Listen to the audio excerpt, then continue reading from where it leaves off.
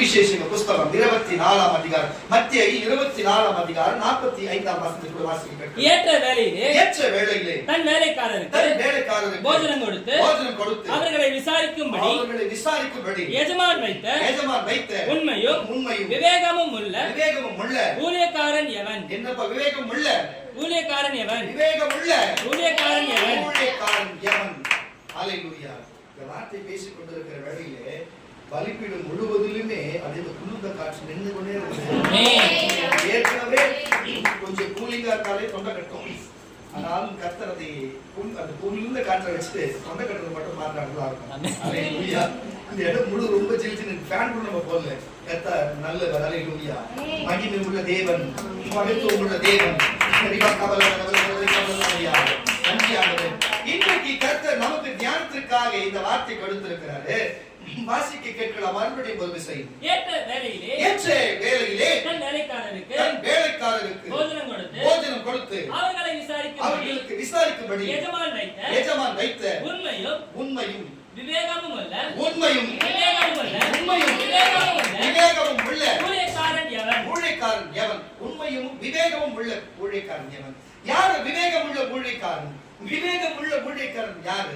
நீங்க ஊழியக்காரன் என்று சொல்லப்படுகிற நானா இருக்கட்டும், என் மனைவியா இருக்கட்டும், இங்க தேவகரமா இருக்கட்டும், பியூலாவா இருக்கட்டும், குளோரியா இருக்கட்டும், பாஸ்டர் விக்கியா இருக்கட்டும், அது மட்டும் இல்லாம நம்ம சபைக்கு கெஸ்டா வந்திருக்கிற அந்த பியூலாவுமா இருக்கட்டும், யாரா இருந்தாலும் சரி, இங்க அமர்ந்திருக்கிற யாரா இருந்தாலும் சரி, கர்த்தருடைய பிள்ளைகளே, நான் சொல்லுகிறேன், நீங்களும் எல்லாரும் ஒரு ஊழியக்காரர்கள் தான். தேவனுடைய பார்வையிலே தேவன் எஜமானனா இருக்கிறபடியினாலே நம்ம எல்லாரும் வேலைக்காரர்கள் தான். தேவன் எஜமானா இருக்கும், நம்ம எல்லாரும் ஊழியக்காரர்கள் தான். அப்போ பாக்கியமுள்ள ஊழியக்காரன் யாரு? பாக்கியம் இல்லாத ஊழியக்காரன் யாரு? ஊழியக்காரனை குறித்து தேவன் என்ன சொல்லுகிறாரு? ஊழியக்காரனுக்கு என்ன இருக்க வேண்டுமா பாருங்க, என்ன காரியத்தை இருக்க வேண்டும், எது இருக்கக்கூடாது என்று அவர் சொல்லுகிறாரு. கவனித்து பாருங்க.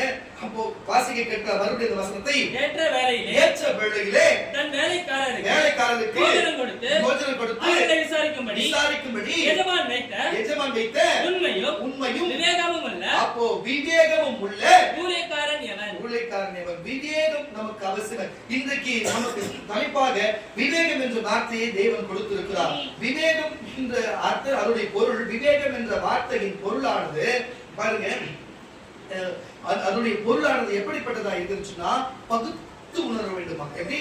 பகுத்து உணரும் வல்லமை, பகுத்து உணரும் வல்லமை. இந்த பகுத்தறிவு சொல்லுவோம் பார்த்தீங்களா, அதை விட பகுத்து உணரும் வல்லமை. ஹல்லேலூயா. பேசுகிறதை பகுத்தறிந்து இது சரியா தவறா, இது மூட நம்பிக்கை, நல்ல நம்பிக்கை, விசுவாசமா, இது மூட நம்பிக்கை, இல்ல பொய்யா பொய் பித்தலாட்டமா என்று ஒருத்தர்கள் பேசும் பொழுதும், அவங்க சொல்லுகிற வார்த்தை சொல்லும் பொழுதும், எந்த ஒரு வார்த்தைக்கு சடனா எதிர்த்து நம்ம ஒன்று பேசி விடாதபடிக்கு அவங்க சொல்லுகிறதை முழுமையா நம்ம கவனித்து அந்த வார்த்தைக்குள்ளாக பகுத்து உணர்வுகிறது வல்லமைதான், பகுத்துணரும் வல்லமைதான் என்னவா இருக்கிறது? ஹல்லேலூயா. இந்த பகுத்து உணர்கிற காரியம் தான் விவேகம் என்று சொல்லப்படுகிறது. அப்போ ஒரு மனுஷனுக்கு வேகம் இருக்கலாம், ஒரு மனுஷனுக்கு பொறுமை இருக்கலாம், ஒரு மனுஷனுக்கு வீரம் இருக்கலாம், செல்வம் இருக்கலாம், பொருள் இருக்கலாம், ஆஸ்தி இருக்கலாம், அந்தஸ்து இருக்கலாம், வல்லமை இருக்கலாம், என்ன வேணாலும் இருக்கலாம். ஆனா அவனுக்குள்ளே என்ன இருக்க வேண்டும்? விவேகம் இருக்க வேண்டும். அது ஊழியக்காரனா இருக்கட்டும், ஊழியக்காரியா இருக்கட்டும், சக மனுஷனா இருக்கட்டும், விவேகம் இல்லாத எந்த இடத்திலுமே நம்ம ஒன்றும் செய்து விட ஆகாது. ஹல்லேலூயா. வேதம் விவேகத்தை குறித்து என்னென்னமாய் பேசுகிறது, அந்த அர்த்தங்களும் சாராம்சங்களை குறித்து நம்ம பார்க்க போகிறோம். நம்ம அதுபடி காரியங்களை கர்த்தர் எல்லாத்தையும் தெளிவாக நமக்கு இன்றைக்கு போதித்து, நம்ம விவேகம் இருக்கிறதா உங்களை நீங்களே சோதித்து பார்க்க. இந்த வசனத்தை வாசிக்கும் பொழுது உங்களுக்குள்ளே இந்த விவேகம் இருக்கிறதா, விவேகம் இல்லாத நம்ம செய்கிறோமா என்று நீங்களே சிந்தித்து பார்க்க வேண்டும். ஹல்லேலூயா. அந்த வார்த்தைக்குள்ளாக போவதற்கு முன்புக்கு ஹல்லேலூயா, நம்ம ஆதியாகமம் புஸ்தகம் 41ஆம் அதிகாரம் 39ஆம் வசனம். ஆதியாகமம் புஸ்தகம் 41ஆம் அதிகாரம் 39ஆம் வசனத்தை கூட எடுத்து வச்சுக்கலாம். ஆனா இன்னைக்கு என்ன தெரியல, வாரத்திலே ஒரு கம்பெனி வேலைக்கு போவோம் என்று சொன்னா, வாரத்திலே ஞாயிற்றுக்கிழமை லீவ் விடுவாங்க என்று சொன்னா, விடுமுறை என்று சொன்னா ஒரு ஹல்லேலூயா சொல்லுங்க. ஒரு ஸ்கூல் படிப்பு முடிஞ்சா சனி ஞாயிறு விடுமுறை என்று சொன்னா ஹல்லேலூயா சொல்லுங்க. காலேஜ் போன்னு சொன்னா சில காலேஜ்ல சனிக்கிழமை ஞாயிற்றுக்கிழமை சொல்லுங்க, காலேஜ் ஞாயிற்றுக்கிழமை ஆமாம் ஹல்லேலூயா சொல்லுங்க. இன்னைக்கு என்ன நம்ம சபைக்கு விடுமுறையா? ஒன்றையும் காணும். எனக்கு விடுமுறை விட்டாச்சா என்ன தெரியல, மொத்தமா கடவுள் விடுமுறை விட்டுற போறாரு, ஏதோ நமக்கு புரியல. அல்லேலூயா. ஆனே காரணம் நிறைய நேரம் ஆகும் கொடூரம் நிறைய கொடூரமா ஆகிற மாதிரி எனக்கு நேரம் ஆகும் எனக்கு கொடூரமா மாற வேண்டிய வந்துருவாங்களா? ஒன்றும் புரியல. பரவாயில்ல, இருக்கட்டும். கர்த்தர் அவங்களுக்கும் நல்லவராக இருக்கிறதாகவே அவங்க வண்டி நல்லபடியா ஓடி இருக்குது.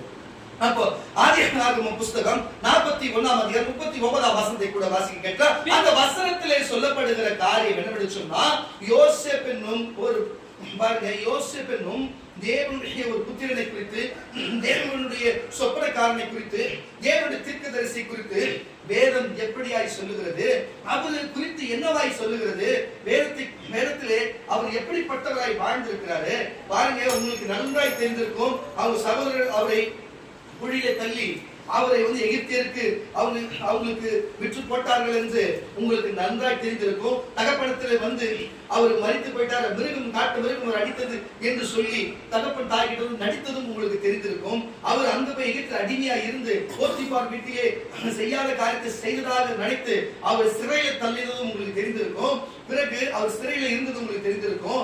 பிறகு பாருங்க, அங்க இருக்கிற பார்வோனுக்கும் அங்க இருக்கிற அரசனுக்கும் ஒரு சொப்பனங்கள் உண்டாயிருக்கும்.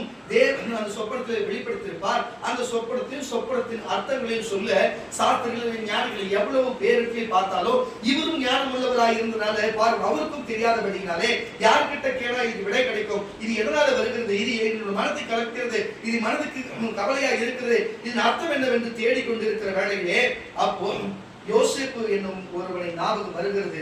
அவனை கொண்டு வந்து கேட்போம் சொல்லும் பொழுது யோசேப்பு அந்த அர்த்தத்தையும் சொப்பனத்தினுடைய காரியத்தை வெளிப்படுத்தி சொல்லும் பொழுது 7 ஆண்டுகள் கொழுத்த செழிப்பும் 7 ஆண்டுகள் பாருங்க ரொம்ப நீண்ட காலமான பஞ்சமும் வந்து சேரும் என்று, இப்படிப்பட்ட பஞ்சங்களும் வந்து சேரும். அதுக்கு என்ன செய்வது?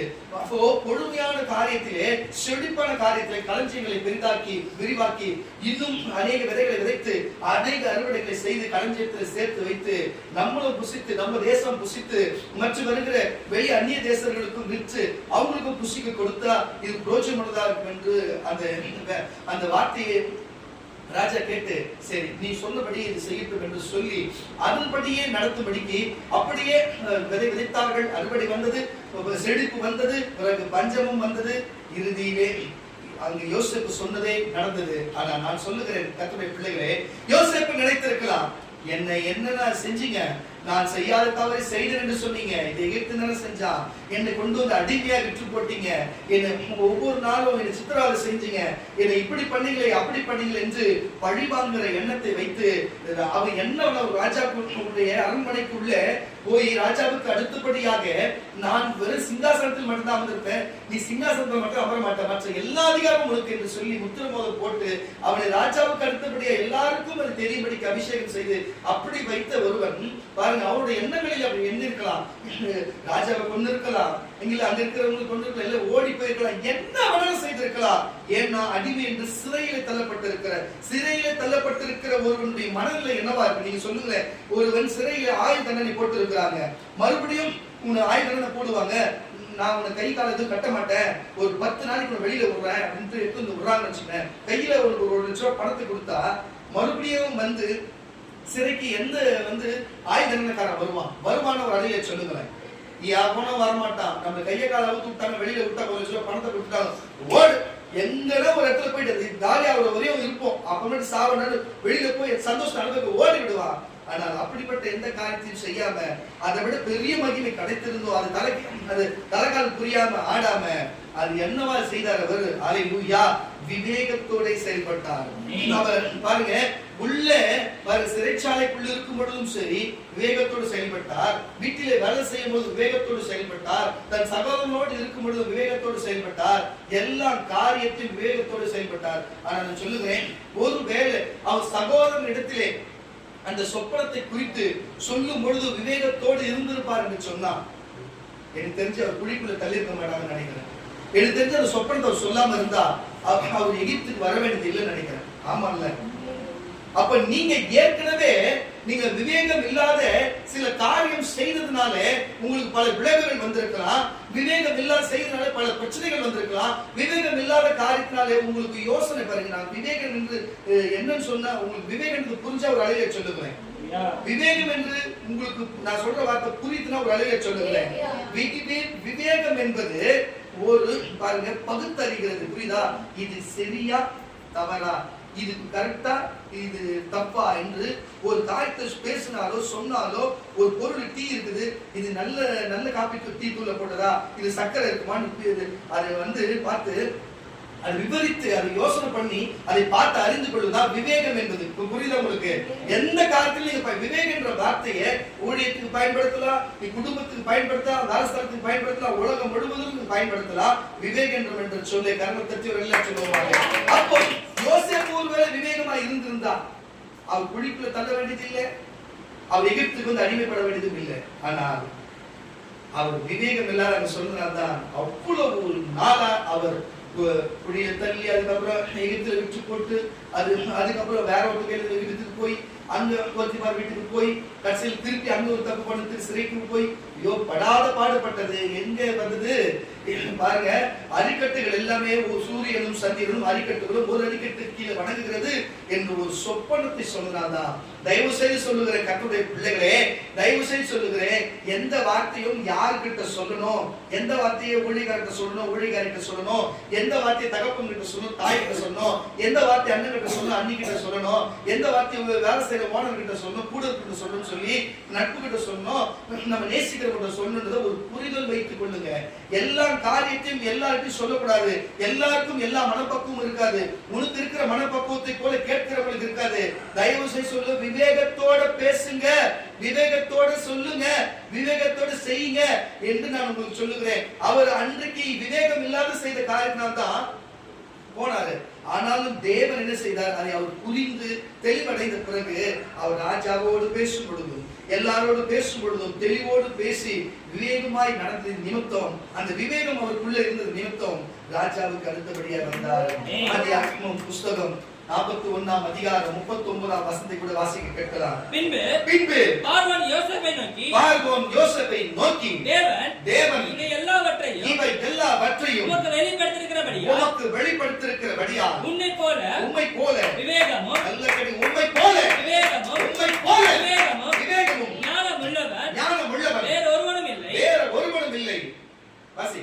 நீ என் அரண்மனைக்கு அதிகாரியாய் இருப்பாய். உன் வாக்கின்படி, உன்னுடைய வாக்கின்படி என் ஜனங்கள் எல்லோரும் அடங்கி நடக்க கடவார்கள். சிங்காசனத்தில் மாத்திரம் சொல்றாரு ராஜா, என் சிங்காசனத்தில் மாத்திரம் உன்னிலும் நான் பெரியவனாய் இருப்பேன் என்றார்.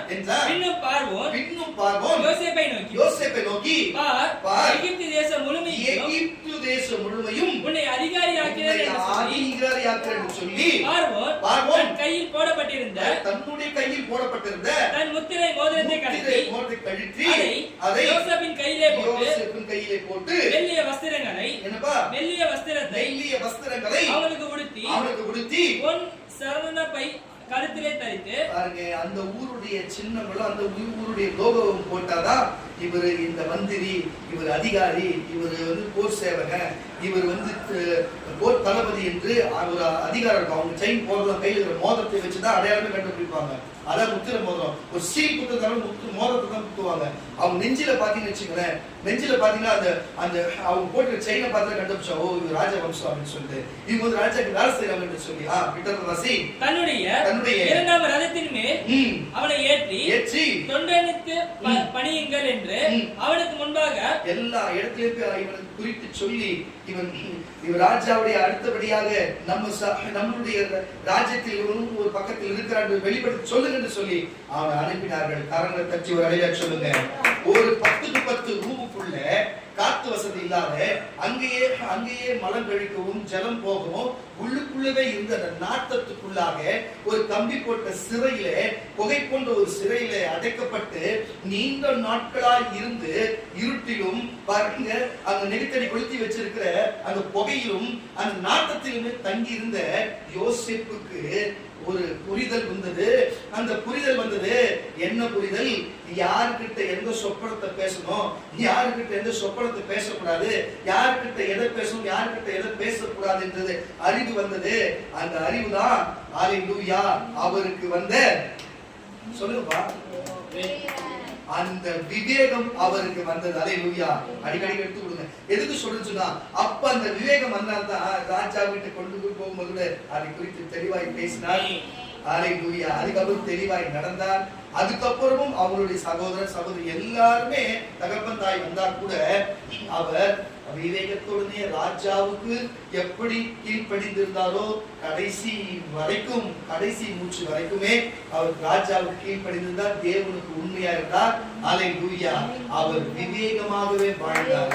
கரண் தட்டி வழியா சொல்லுவாங்க, எகிப்தில எத்தனையோ பேர் மரிச்சு போனாங்க. எகிப்தில எத்தனையோ பேர் வந்து இஸ்ரவேலர்கள் வம்சத்துல வந்த புறஜாதிகளும் ஒரு பக்கம் வந்தார்கள், இஸ்ரவேலர்களும் யூதர்களும் எதிரிகளும் வந்தாங்க.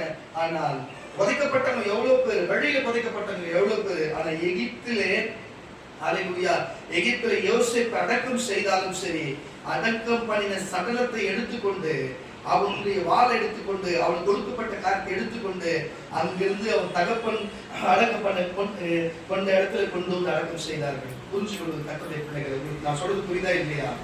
என்னத்தான் அவன் அடிமையா இருந்து அங்க ராஜாவுக்கு அடுத்தபடியா மாறினா கூட அந்த அந்த இடத்துல என்ன அடக்கம் பண்ணா கூட சரி, நீங்க போகும்போது என்னை கொண்டு போய் தகப்பட்டதை சேர்த்து என்று சொன்னபடியே அவர் கொண்டு போய் சேர்க்கிறாங்கன்னு சொன்னா அவர் வாழ்ந்தது தேவனுக்கு எப்படிப்பட்ட வாழ்க்கை என்று பாருங்க. அந்த இடத்தை சுதந்திரத்துக் கொள்ளல, அந்த இடம் எனக்கு வேணும்னு அவர் சொல்லல. நான் செத்தா கூட இங்க நான் அடக்கம் பண்ணா கூட போகும்போது என்ன தூக்கிட்டு போயிட்டு என் சொந்த இடத்துல என்ன பதிங்கப்பா, இந்த இடம் வேணா, எனக்கு பொருளை வேணாம். அந்த நாள் வாழ்ற வரைக்கும் எதையுமே அபகரிக்க அவர் நினைக்கல. புரியுத நான் பேசுறது? ராஜாவுக்கு அடுத்தபடி தான் மருந்து கொடுத்து ராஜாவுக்கு என்ன செஞ்சலாம், தேவன்கிட்ட பேசி எங்க நாட்டை அடிமைப்படுத்துறியா, அப்ப இது நான் ராஜாவை கைப்பற்றிட்டேன்னா நாட்டுல இருக்கிற எல்லாருமே அடிமை தானே. அப்ப எகிப்துக்கு விரோதமா எபிரேயர்கள் எழுதிருக்கலாம்ல, எழுதிருக்கலாமே இல்லையா? எபிரேயர்கள் அதிகமா வராங்க, வளர்ச்சி அதிகமா வராங்கன்னு சொல்லிட்டு அதுக்கப்புறம் கொள்ளலாம். புரியுதா இல்லையா உங்களுக்கு? என்னோட நடத்திருக்கலாம். உள்ளுக்குள்ள எவ்வளவோ உள்ள வந்திருக்கலாம், எவ்வளவு ஜனங்க அதுக்கப்புறம் வந்து இந்த பஞ்ச நேரத்துல உள்ள வந்தாங்க. நீங்க படிச்சு பார்த்தீங்கன்னா தெரியும். ஆனா எதுவுமே யோசிக்க செய்யாம கொடுத்த வேலைக்கு உண்மையா இருந்தார். கொடுத்த வேலைக்கு உண்டார். அந்த இடம் கூட நமக்கு வேணான்னு சொல்லி அடக்க பண்ணப்பட்டா கூட என் தகப்பன் தாய் இருக்கிறதுல போய் அடக்க பண்ணுங்க என்று அது முன்பே அறிவித்ததுனால மோசையுடைய ஆட்கள் அது போகும்போது அவருடைய சடலத்தை கொண்டு போனார் என்று வேதம் சொல்லுது. காரணம் கட்டி அவர்கள் சொல்லுங்க, ஒரு மனுஷன் விவேகமாய் வாழ்ந்து அவன் நேரத்தில் அடக்கம் செய்யப்பட்டாலும் அவன் தகப்பன் தாயிற்கு சேரும்படிக்கு செய்தவருங்க. அது போலதான் கர்த்தருடைய பிள்ளைகளே, நீங்கள் விவேகமாய் வாழ்ந்து எந்த தேசத்தில் இருந்தாலும் எங்க இருந்தாலும் சரி, நீங்கள் போக வேண்டிய இலக்காகிய பரதேசிக்கும் நீங்க போக வேண்டிய இலக்காகிய பரலோகத்துக்கு விவேகம் உள்ளவனாய் இருப்பாய் என்று சொன்னால் நீ பாக்கியவானாய் இருப்ப. நீ கட்டாயம் பரலோகத்துக்கு போக என்பதுதான் நான் சொல்ல வருகிறேன். நீ எங்க இருந்தாலும், எந்த திசையில் இருந்தாலும், எந்த மனுஷனத்தில் இருந்தாலும் சரி, ஆனா நீ விவேகம் உள்ள விவேகியா இருந்தா நீ பரலோகத்துக்கு கட்டாயம் போவ. அதுவே யோசேப்பு நமக்கு சாட்சியா இருக்கிறார். ஹல்லேலூயா. அதிலே மத்தேயு எழுதின சுவிசேஷ புத்தகம் 45:46 வாசிங்க. கொஞ்சம் 46 வாசிங்க. யாரோ ஒருத்தர் கம்பல்சரி எடுத்து வச்சுக்கோங்க. எஜமான் வரும்போது அப்படி செய்கிறவனாக காணப்படுகிற ஊழியக்காரன் பாக்கியவான். சொல்லுவாங்க, எவன் விவேகம் உள்ளவனாய் இருந்து சொன்ன வேலையை செய்து எல்லாருக்கும் போஷித்து எல்லாரையும் பாதுகாத்து பராமரித்து அவனுக்கு ஒழுங்கா அவங்க செய்ய வேண்டிய கடமைகளை செய்து நடத்துகிறானோ அவன் தான் பாக்கியவான். ஹல்லேலூயா. ஊழியக்காரனாகி எங்களுக்கும் அந்த வார்த்தை, நீங்கள் சுவிசேஷம் சொல்லுகிற இங்க அநேக சுவிசேஷம் உண்டு, தீர்க்கதரிசிகள் உண்டு, இங்க சொப்பனக்காரர்கள் உண்டு, இங்க எத்தனையோ பேர் உண்டு. ஆனாலும் தயவு செய்து உங்களுக்கு கொடுக்கப்பட்ட அதிகாரத்தை தெளிவாய் பயன்படுத்துங்க. யோசேப்பை போல ஒழுங்கா அந்த அதிகாரத்தை பயன்படுத்தி மற்ற மக்களுக்கு எப்படி அவர் சொந்த ஜனத்துக்கு, சொந்த தகப்பனுக்கு, சொந்த சகோதரர்களுக்கும் அவர்கள் பிரயோஜனம் உண்டாக அந்த பஞ்ச காலத்திலே எப்படி திருப்தி அடையும்படிக்கு அவங்க வெளியில இருந்த ஜனங்களை கொண்டு வந்து எல்லாத்தையும் அவங்களுக்கு கொடுத்து அவங்களையும் போஷித்து அவங்க திருப்தி அடைய செய்த ஒரே ஒரு யோசேப்பு தான் வாழ்ந்த அந்நிய தேசத்திலும் இருந்தாலும் தான் சொந்த தேசத்து ஜனங்களாகி எல்லாருக்கும் போஷிக்க கொடுக்கும் என்று சொன்னா, உங்களை பார்த்து சொல்ற கர்த்தருடைய பிள்ளைகளே, நீங்களும் ஒரு ஊழியக்காரன் தான். உங்களுக்குள்ளே இப்படிப்பட்ட தேவன் சொன்ன அந்த வார்த்தையின்படியே நீங்க நடந்திருக்குன்னு சொன்னா, நீங்க உங்க சொந்த ஜனத்தையும் உங்க நட்பையும் உங்க உறவையும் உங்களுக்கு பழகினவர்களை எல்லாரும் என்ன பண்ணுவீங்க, நீங்க சுவிசேஷத்தை கொடுத்து சொல்லி அவர்களை வறட்சியான இந்த உலகத்தில் இருக்கும் பொழுது சபைக்குள்ள செழிப்பை கொடுக்க நீங்க சபைக்குள்ள கொண்டு வருவீர்கள். அவங்களும் செழிப்பாய் இருப்பார்கள். கரங்களை தட்டி சொல்லுவாங்க. அப்ப விவேகம் இருக்கிறவர்கள் தான் இப்படிப்பட்ட சிந்தனை வரும். விவேகம் உள்ளவர்கள் தான் இப்படிப்பட்ட சிந்தனையான காரியத்தை செய்வார்கள் என்று வேதம் சொல்லுகிறது. நான் உங்களுக்கு எச்சரிக்கிறேன். உங்களுக்குள்ள விவேகம் இருக்கு, நான் விரும்ப இனிமே நடந்து கொள்ளுவேன் என்று சொன்னால் கைகளை தட்டி ஒரு அளவே சொல்லுவேன். அதுதான் சொல்லுகிறேன் கர்த்தருடைய பிள்ளைகளே. அப்போ நான் சொல்லுகிறேன் பாருங்க, இப்போ ஒரு ஊழியம் செய்கிறோம்னு சொன்னா, நான் உங்களுக்கு சொல்லிக்கிறேன், ஏற்கனவே பல தடவை சொல்லியிருக்கிறேன், கிறிஸ்து சபைக்கு தலையா இருக்கிறாரு. கிறிஸ்து இந்த சபைக்கு தலையா இருக்கிறாரு. அந்த அவருடைய தலைக்குள்ள இருக்கிற மூல பரிசுத்த ஆவியானவர் இருக்கிறாரு. இந்த சபைக்கு சரீரத்துக்குள்ள இருக்கிற ஜீவன் என்று உயிர் என்று சொல்லப்படுகிற அந்த உயிரும் ஆவி ஆத்மாவா யாருக்கு பிதாவானவர் இருக்கிறாரு. நீங்கள் எல்லாம் நான் எல்லாம் ஒரு அவயமா இருக்கிறோம் என்று சொல்லி இருக்கிறோம். ஆமாவா இல்லையா? அப்ப அவர் அவயமா இருக்கிறது சொன்னா, அப்போ ஒரு மனுஷனை குறிக்கிறது. அந்த மனுஷன் ஒரு தலைவனா இருக்கிறான் என்று குறிக்கிறது. அந்த தலைவன் அவனுடைய ஒரு குறிப்பிட்ட காரியத்தை அவனால செய்ய முடியும். ஆனா ஒரு குறிப்பிட்ட காரியம் செய்ய முடியலன்னா என்ன செய்ய முடியும்? அப்போ அவனுக்கு கீழே இருக்கிறவங்களை பயன்படுத்த முடியும். உங்களுக்கு புரியுதா? என்ன எடுத்துக்கல அப்பதான் புரியும். இப்போ நான் சபையா இப்படி இருக்குன்னு வச்சுங்களேன், இதுக்குள்ள உயிர் இருக்குது, இதுக்குள்ள ஆவி ஆத்மா சரீரம் இருக்குது, தலை இருக்குது, கண்ணு இருக்குது, நீங்க அவயமா இருக்கிறீங்க. ஆனாலும் இது போதாது. என்னால ஒரு குறிப்பிட்ட இடத்துக்கு தான் என்னால சுவிசேஷம் சொல்ல முடியும். ஒரே குறிப்பிட்ட நேரத்துக்கு தான் நீங்க சொல்லலாம். நீங்க இங்கேயே இருப்பீங்க, எனக்கு கொஞ்ச நேரத்துக்கு நாங்க அங்க கனவுலயே வருவீங்க, அங்கேயே வருவீங்க. சரிதான், முடியும் தான், இல்லைன்னு சொல்ல வரல. இங்கேயே இருக்க முடியும். நீங்க வீட்டுல யாராவது இருந்தா அங்கேயே வர முடியும். கர்த்தர் அப்படிப்பட்ட வல்லமை கொடுத்துருக்கிற எந்த மாற்றமும் இல்லை. நான் சொல்லுகிற அந்த ஊழியத்துக்கு பயன்படுமா? அது ஊழியம் செய்ய முடியுமா? அதனால சொல்லுங்க. ஒரே நேரத்தை 5 இடத்துல கூட நம்மளால காட்சி 5 இடத்துல வர முடியும், 5 இடத்துல உணர முடியும். நான் இல்லைன்னு சொல்ல வரல. அது ஊழியம் செஞ்சிட முடியுமா? முடியாது. கனவுல வர முடியும். அது நீங்க போனாங்க வந்தாங்க, நீங்க என்ன பண்றீங்க பார்த்ததா இருக்கு, அவ்வளவுதான். அதை வச்சு ஊழியம் செய்ய முடியுமா? நீங்க தாங்க செய்யணும். அதுதான் சொல்லுகிறேன், நீங்க தான் செய்யணும். நீங்க தான் போய் செய்யணும் அத. அல்லேலூயா. அப்போ ஒரு சரீரம் உள்ள ஒரு இடத்துல கொஞ்சம் பேர் தான் செய்ய முடியும். நீங்க எல்லாம் போய் தான் அதை செய்ய வேண்டும். மோசே அதை அப்படிதான் செய்தார். மோசேனால எல்லா மக்களுக்குமே போயிட்டு அவங்க பிரச்சனையை தீர்க்கவும், அவங்களுக்கு நன்மை சொல்லவும், நல்ல வார்த்தைகளை பேசவும், அவங்க பிரச்சனை சமாதானப்படுத்தவும் ஒரு மோசையால முடியாதபடினாலே, அவர் வயது சென்றபடினாலே அவர் 1000 பேருக்கும் 100 பேருக்கும் 50 பேருக்கும் 10 பேருக்குமான ஒரு அதிபதிகளை நியமித்தார். அதுபோலதான் கர்த்தருடைய பிள்ளைகளே, வருகிற நாட்களிலும் சரி, ஆவிக்குரிய காரியத்திலும் சரி, தயவு செய்து நீங்கள் போய், உங்களுக்கு அப்படிப்பட்ட அதிகாரத்தை கொடுக்கிற நீங்கள் போய் உங்க வேலை ஸ்தலத்திலே இருக்கிற மக்களுக்கு நீங்க தான் அதிகாரி. புரியுதா? ஒரு அலையில சொல்ல, நீ காலேஜ் படிக்கிறவர், அங்க போறதுக்குள்ள நீ தான் அதிகாரி. ஸ்கூல் படிக்கிறவர் நீ தான் அதிகாரி. அந்த ஜனங்களுக்கு நீ தான் அதிகாரி. காலேஜ் படிக்கிறது நீ தான் அதிகாரி. அல்லேலூயா. நீ வேலைக்கு போறதுக்கு நீ தான் அதிகாரி. உன் தெருக்குள்ள நீ தான் அதிகாரி. அல்லேலூயா. அப்ப எங்க சகோதரர் மோசே அப்படிப்பட்ட காரியத்தை செய்தார் சொந்த ஜனத்துக்கு. இது எல்லாமே நம்ம யாரு?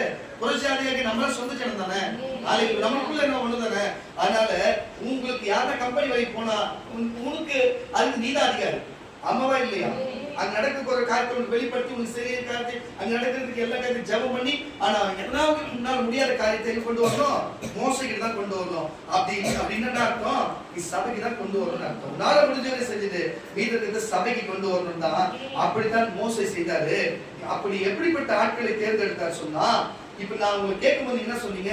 நான் இனிமே விவேகம் உள்ளவரை நடந்து கொண்டு சொல்லி ஒரு அழிய சொன்னீங்க. நாமதா ஆமான ஒரு அழிய சொல்லுங்களேன். நீங்களே சொல்லிட்டீங்கல்ல. அப்ப நீங்க தான் அந்த விவேகம் உள்ள. இப்படிப்பட்ட ஆளத்தான் மோசை தேடி விவேகம் உள்ள ஆட்களை அவங்களுடைய 12 கோத்திரத்தை தேர்ந்தெடுத்து அவங்களுக்கு 1000ஆகவும் 100ஆகவும் 50ஆகவும் 10ஆகவும் பிரித்து அவங்களுக்கு அதிபதியை கொடுத்து அப்படிப்பட்ட காரியத்தை செய்யும்படிக்கு அவர் செய்தார். கரணம் தட்டி ஒரு அலையில சொல்லுவோமாக. அலையில சொல்லுவோமாக. உபாகத்தின் புஸ்தகம் 1ஆம் அதிகாரம், உபாகத்தின் புஸ்தகம் 1ஆம் அதிகாரம் 13ஆம் வசனம். நான் உங்களுக்கு அதிபதிகளை ஏற்படுத்தும் பொருட்டு உங்கள் கோத்திரங்களை ஞானமும் விவேகமும் அறிவும் உள்ளவர்கள் என்று பெயர் பெற்ற மனிதரை தெரிந்து கொள்ளுங்கள் என்று சொல்லி நீங்கள் எனக்கு பிரதித்திரமாக நீ செய்ய சொன்ன காரியம் நல்லதுதான் என்று ஆகையால் நான் ஞானமும் அறிவும் உள்ள ஞானமும் அறிவும் உள்ள மனிதர்களாகிய விவேகம் உள்ளவர்களை தேர்ந்தெடுத்து செய்தார்கள். அப்போ நான் உங்களை தான் தேர்ந்தெடுத்திருக்கிறேன். இந்த சபையில் இருக்கிற மக்களை தேர்ந்து நானே எல்லா இடத்துக்கும் போக முடியாது. அல்லேலூயா. நானே எல்லா இடத்துக்கும் போன இயேசு முடிந்தவரையும் போனார். பிறகு என்ன செய்தாரு? 12 சீஷரை உருவாக்கி, அப்போஸ்தலரை உருவாக்கி 12 பேர் அனுப்பி விட்டாரு. அவங்க கூட அங்க போய் சீஷர்கள் உண்டானாங்க. அவங்க மற்ற இடத்துக்கு அனுப்பப்பட்டாங்க. தொடர்ந்து அந்த சீஷர் வழியா இயேசு ஞானஸ்நானம் பெற்றாரு. யோவான் ஸ்நானத்துல அந்த ஞானஸ்நானம் இயேசு பெற்று இயேசுவோட சீஷர் ஞானஸ்நானம் பெற்றாங்க. அந்த ஞானஸ்நானம் எடுத்து கடைசியில எங்க இயேசு கிட்ட இருந்து அந்த ஞானஸ்நானம் எடுத்து வெளியே வந்தது. நானே உங்களுக்கு 32 பேர் பண்ண கொடுத்து இப்போ ஞானஸ்நானம் கொடுக்க பல பேர் காத்திருக்கிறீங்க. அல்லேலூயா. எது வரைக்கும் வந்திருக்குது பாருங்க. அல்லேலூயா. குருக்குல மாதிரி எல்லாம் வந்து இதெல்லாம் எதை வச்சு வந்திருக்குது? அல்லேலூயா. இதெல்லாம் விவேகமுள்ள ஆட்களை தேவன் தேர்ந்தெடுக்கிறார். நீங்க நினைச்சிருப்பீங்க விவேகமுள்ளா தாடி வச்சிருக்கணும், இந்த மாதிரி இருந்தா ஒரு ஊழியக்காரன். அப்படி கிடையாதுங்க. நீ கிறிஸ்துவுக்குள்ள வந்தாலே நீ விவேகமான ஆளாய் மாறிவிட வேண்டும். ஒருவேளை விவேகமான ஆளாய் இருப்பாய், இல்லைன்னு சொன்னா விவேகமான ஆளாய் மாறிவிட வேண்டும். அல்லேலூயா. ஏன்னா தேவன் எஜமானர் என்று சொன்னா ஒரு அலைய சொல்லுங்களேன். நம்ம எல்லாருமே ஊழியக்காரன் சொன்னா அலைய சொல்லுங்களேன்.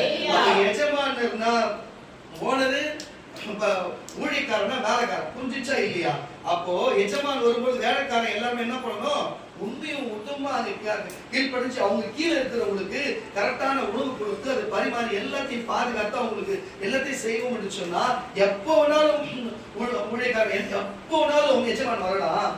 ஆனால் அங்க கரெக்டா இருக்கிற அந்த கரெக்டா எல்லாம் விவேகமா செய்கிற ஊழியக்காரன் எவனோ அவன் மட்டும்தான் பாக்கியவானா இருப்பான். மற்றவர்கள் எல்லாம் கீழ்படியாத, இந்த பொழுது சொல்லி கீழ்படியாத, சுவிசேஷம் சொல்ல குடும்பத்துக்கு சுவிசேஷம் சொல்லாத, யாரும் சபைக்கு அழைக்காத, அதிகாரியே இல்லாம அழைக்காம, ஒவ்வொரு குடும்பத்துக்கும் நீங்க தனிப்பட்டவங்க வந்தா நீதான் குடும்பத்துக்கு அதிகாரி. அல்லேலூயா. நான் எப்படி உங்களுக்கு அதிகாரியா இருக்கிறனோ நீங்கள் ஒவ்வொரு குடும்பத்துக்கு நீங்க தான் அதிகாரி. அவங்க வீட்டுக்கு நீங்க தான் அதிகாரி. நீங்க தான் ஜாப் பண்ணணும். உங்களுடைய ஃப்ரெண்டுக்கு, உங்களுடைய வனஸ்தலத்துக்கு, காலேஜுக்கு, ஸ்கூலுக்கு எல்லாத்துக்கும் நீங்க தான் அதிகாரி என்று இன்னைக்கு நான் சொல்லுகிறேன். இதுவரைக்கும் உங்களுக்கு புரியாம தான் இனிமே புரியட்டும். கரணத்தை தட்டி வெளியில சொல்லுகிறேன். அப்போ உங்களுக்கு அப்படிப்பட்ட அவர் அதிகாரத்தையும் ஞானத்தையும் பலத்தோடு சேர்ந்து அவருக்கு நிதானத்தையும் சேர்த்து அப்படிப்பட்ட காரியத்தை எல்லாத்தையும் தெளிவான ஆட்கள் தேர்ந்தெடுத்தார். அல்லேலூயா. அன்றைக்கு மோசே தேர்ந்தெடுத்தார். அதுக்கப்புறம் இயேசு கிறிஸ்து எங்களை தேர்ந்தெடுத்தார். இன்னைக்கு அந்த பரிசுத்த ஆவியை கொண்டு நான் உங்களை தேர்ந்தெடுத்திருக்கிறேன். விவேகமுள்ள மனிதர்கள் என்று நான் நம்புகிறேன். உங்களை விவேகம் உள்ளவர்கள் என்று நான் நம்புகிறேன். விவேகம் உள்ளவர்கள் கோபித்துக் கொள்ள பாருங்க, எது சொன்னால் கேட்டு புரிந்து கொள்வார்கள். விவேகம் உள்ளவர்கள் வீணான வார்த்தையில் பேச மாட்டார்கள். விவேகம் உள்ளவர்கள் எதிர்த்து நிற்க மாட்டார்கள். விவேகம் உள்ளவர்கள் எது ஊழியக்காரர் சொன்னாலும் பொறுத்து போவார்கள். அதை புரிந்து கொள்வார்கள். புரியல என்று கேட்டு தெரிந்து கொள்வார்கள். எதுவுமே எடுத்தும் கவுத்தும் செய்ய மாட்டார்கள். பாருங்க, அவசரப்பட மாட்டார்கள். முந்தி ஓட மாட்டார்கள். பிந்தி வர மாட்டார்கள். நிதானமாய் அது பகுத்தறிந்து என்னவென்று சொல்லி அதை கவனித்து அது வல்லமை புரிந்து அதுக்குண்டான பதிலை கொடுப்பார்கள். அதனுடைய செய்கையை செய்வார்கள். அல்லேலூயா. அப்படிப்பட்ட காரியத்தை செய்கிறவர்களாய் இருக்கிறார்கள். கரங்கள் தட்டி வரல சொல்லுவாங்க. இப்படி இருக்க வேண்டும் என்று தேவன் நம்மளை விரும்புகிறார். ஏற்கனவே வாழ்ந்த நம் மூதாதையர்கள் இப்படிப்பட்ட காரியத்தை செய்தார்கள். அப்ப மோசேயின் காலகட்டத்திலும் இப்படிதான் இருந்தது. மோசேக்கு முன்பு வந்த யோசேப்பின் காலகட்டத்திலும் இப்படிதான் இருந்தது. அல்லேலூயா. கரங்கள் தட்டி ஒரு அலையில சொல்லுவோமாக.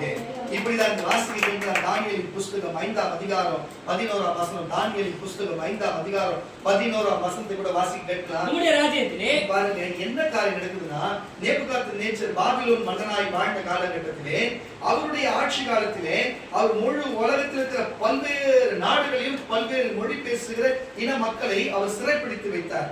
அவர்களை தன் கட்டுப்பாட்டில் வைத்தார். அதுதான் சொல்றார், ஒரு மனுஷனாலேயே அவரத்தையும் தொடர்ந்து ஒரு குச்சில்லா ஆள முடியுமா? நேபுகாத்நேச்சர் தொடர்ந்து ஆள முடியுமா? முடியாது.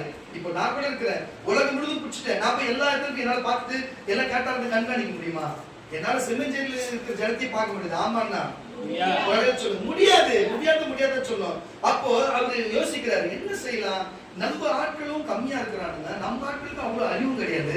வேற அந்த ஊருக்காரனை பிடிச்சாலும் நாளைக்கு புரட்சி பண்றோம்னு சொல்லிட்டு நம்ம பக்கம் நம்ம கிட்ட இருக்கிற ஆயுதத்தையே வாங்கி நம்மளுடைய சூழ்ச்சிக்கு எல்லாத்தையும் கேட்டுட்டு நம்ம எந்த பக்கம் வந்து படையெடுக்கும் தெரிஞ்சு நம்மளே போட்டாங்கன்னா நம்ம வேலைக்கு ஆகாதுன்னு சொல்லிட்டு யோசனை பண்ணி பார்க்கும்போது சொல்றாங்க, இந்த பக்கத்துல இஸ்ரவேல் ஒரு நாடு இருக்குது. அந்த நாட்டுக்குள்ள இருக்கிற ஒவ்வொரு மனுஷனும் அறிவானவன், எல்லாருக்கும் நிதானம் உள்ளவன், எல்லாருக்குமே அறிவு, ஞானமும், படிப்பு எல்லாமே அவனுக்கு இருக்குது. அப்போ இப்படிப்பட்ட ஒரு ஆளுதான் நம்ம தேர்ந்தெடுக்கணும் அப்படின்னு சொல்லி அவங்க படையெடுத்து வராங்க.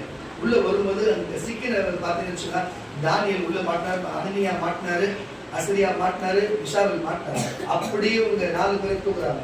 எல்லாம் கொண்டு போய் அவங்களுக்கு உண்டான எல்லா மரக்கறிகளும் அவங்க கேட்ட பருப்புகளும் கொடுத்து அவங்க புஷ்டி ஆக்கி எல்லாத்தையும் பல காரியங்கள் சகல படிப்புனாலும் எழுத்தினாலும் ஞானத்தினாலும் ஏற்கனவே தெரியும் எல்லாத்தையும் சொல்லி கொடுத்து, எதுக்கு சொல்லி கொடுத்து அவங்க வளர்க்குறாங்க? இவங்க எந்தெந்த தேசத்துக்கு எங்கெங்கெல்லாம் எந்தெந்த இடத்துல குடிச்சிருக்கிறாங்களோ அங்க ஒரு அதிகாரியா போட்டா இவன் ஞானத்தோடு எல்லாரையும் காத்துப்பான், நமக்கு விசுவாசமா இருப்பான்னு சொல்லி காரணம் தட்டி வரையில சொல்லுங்க.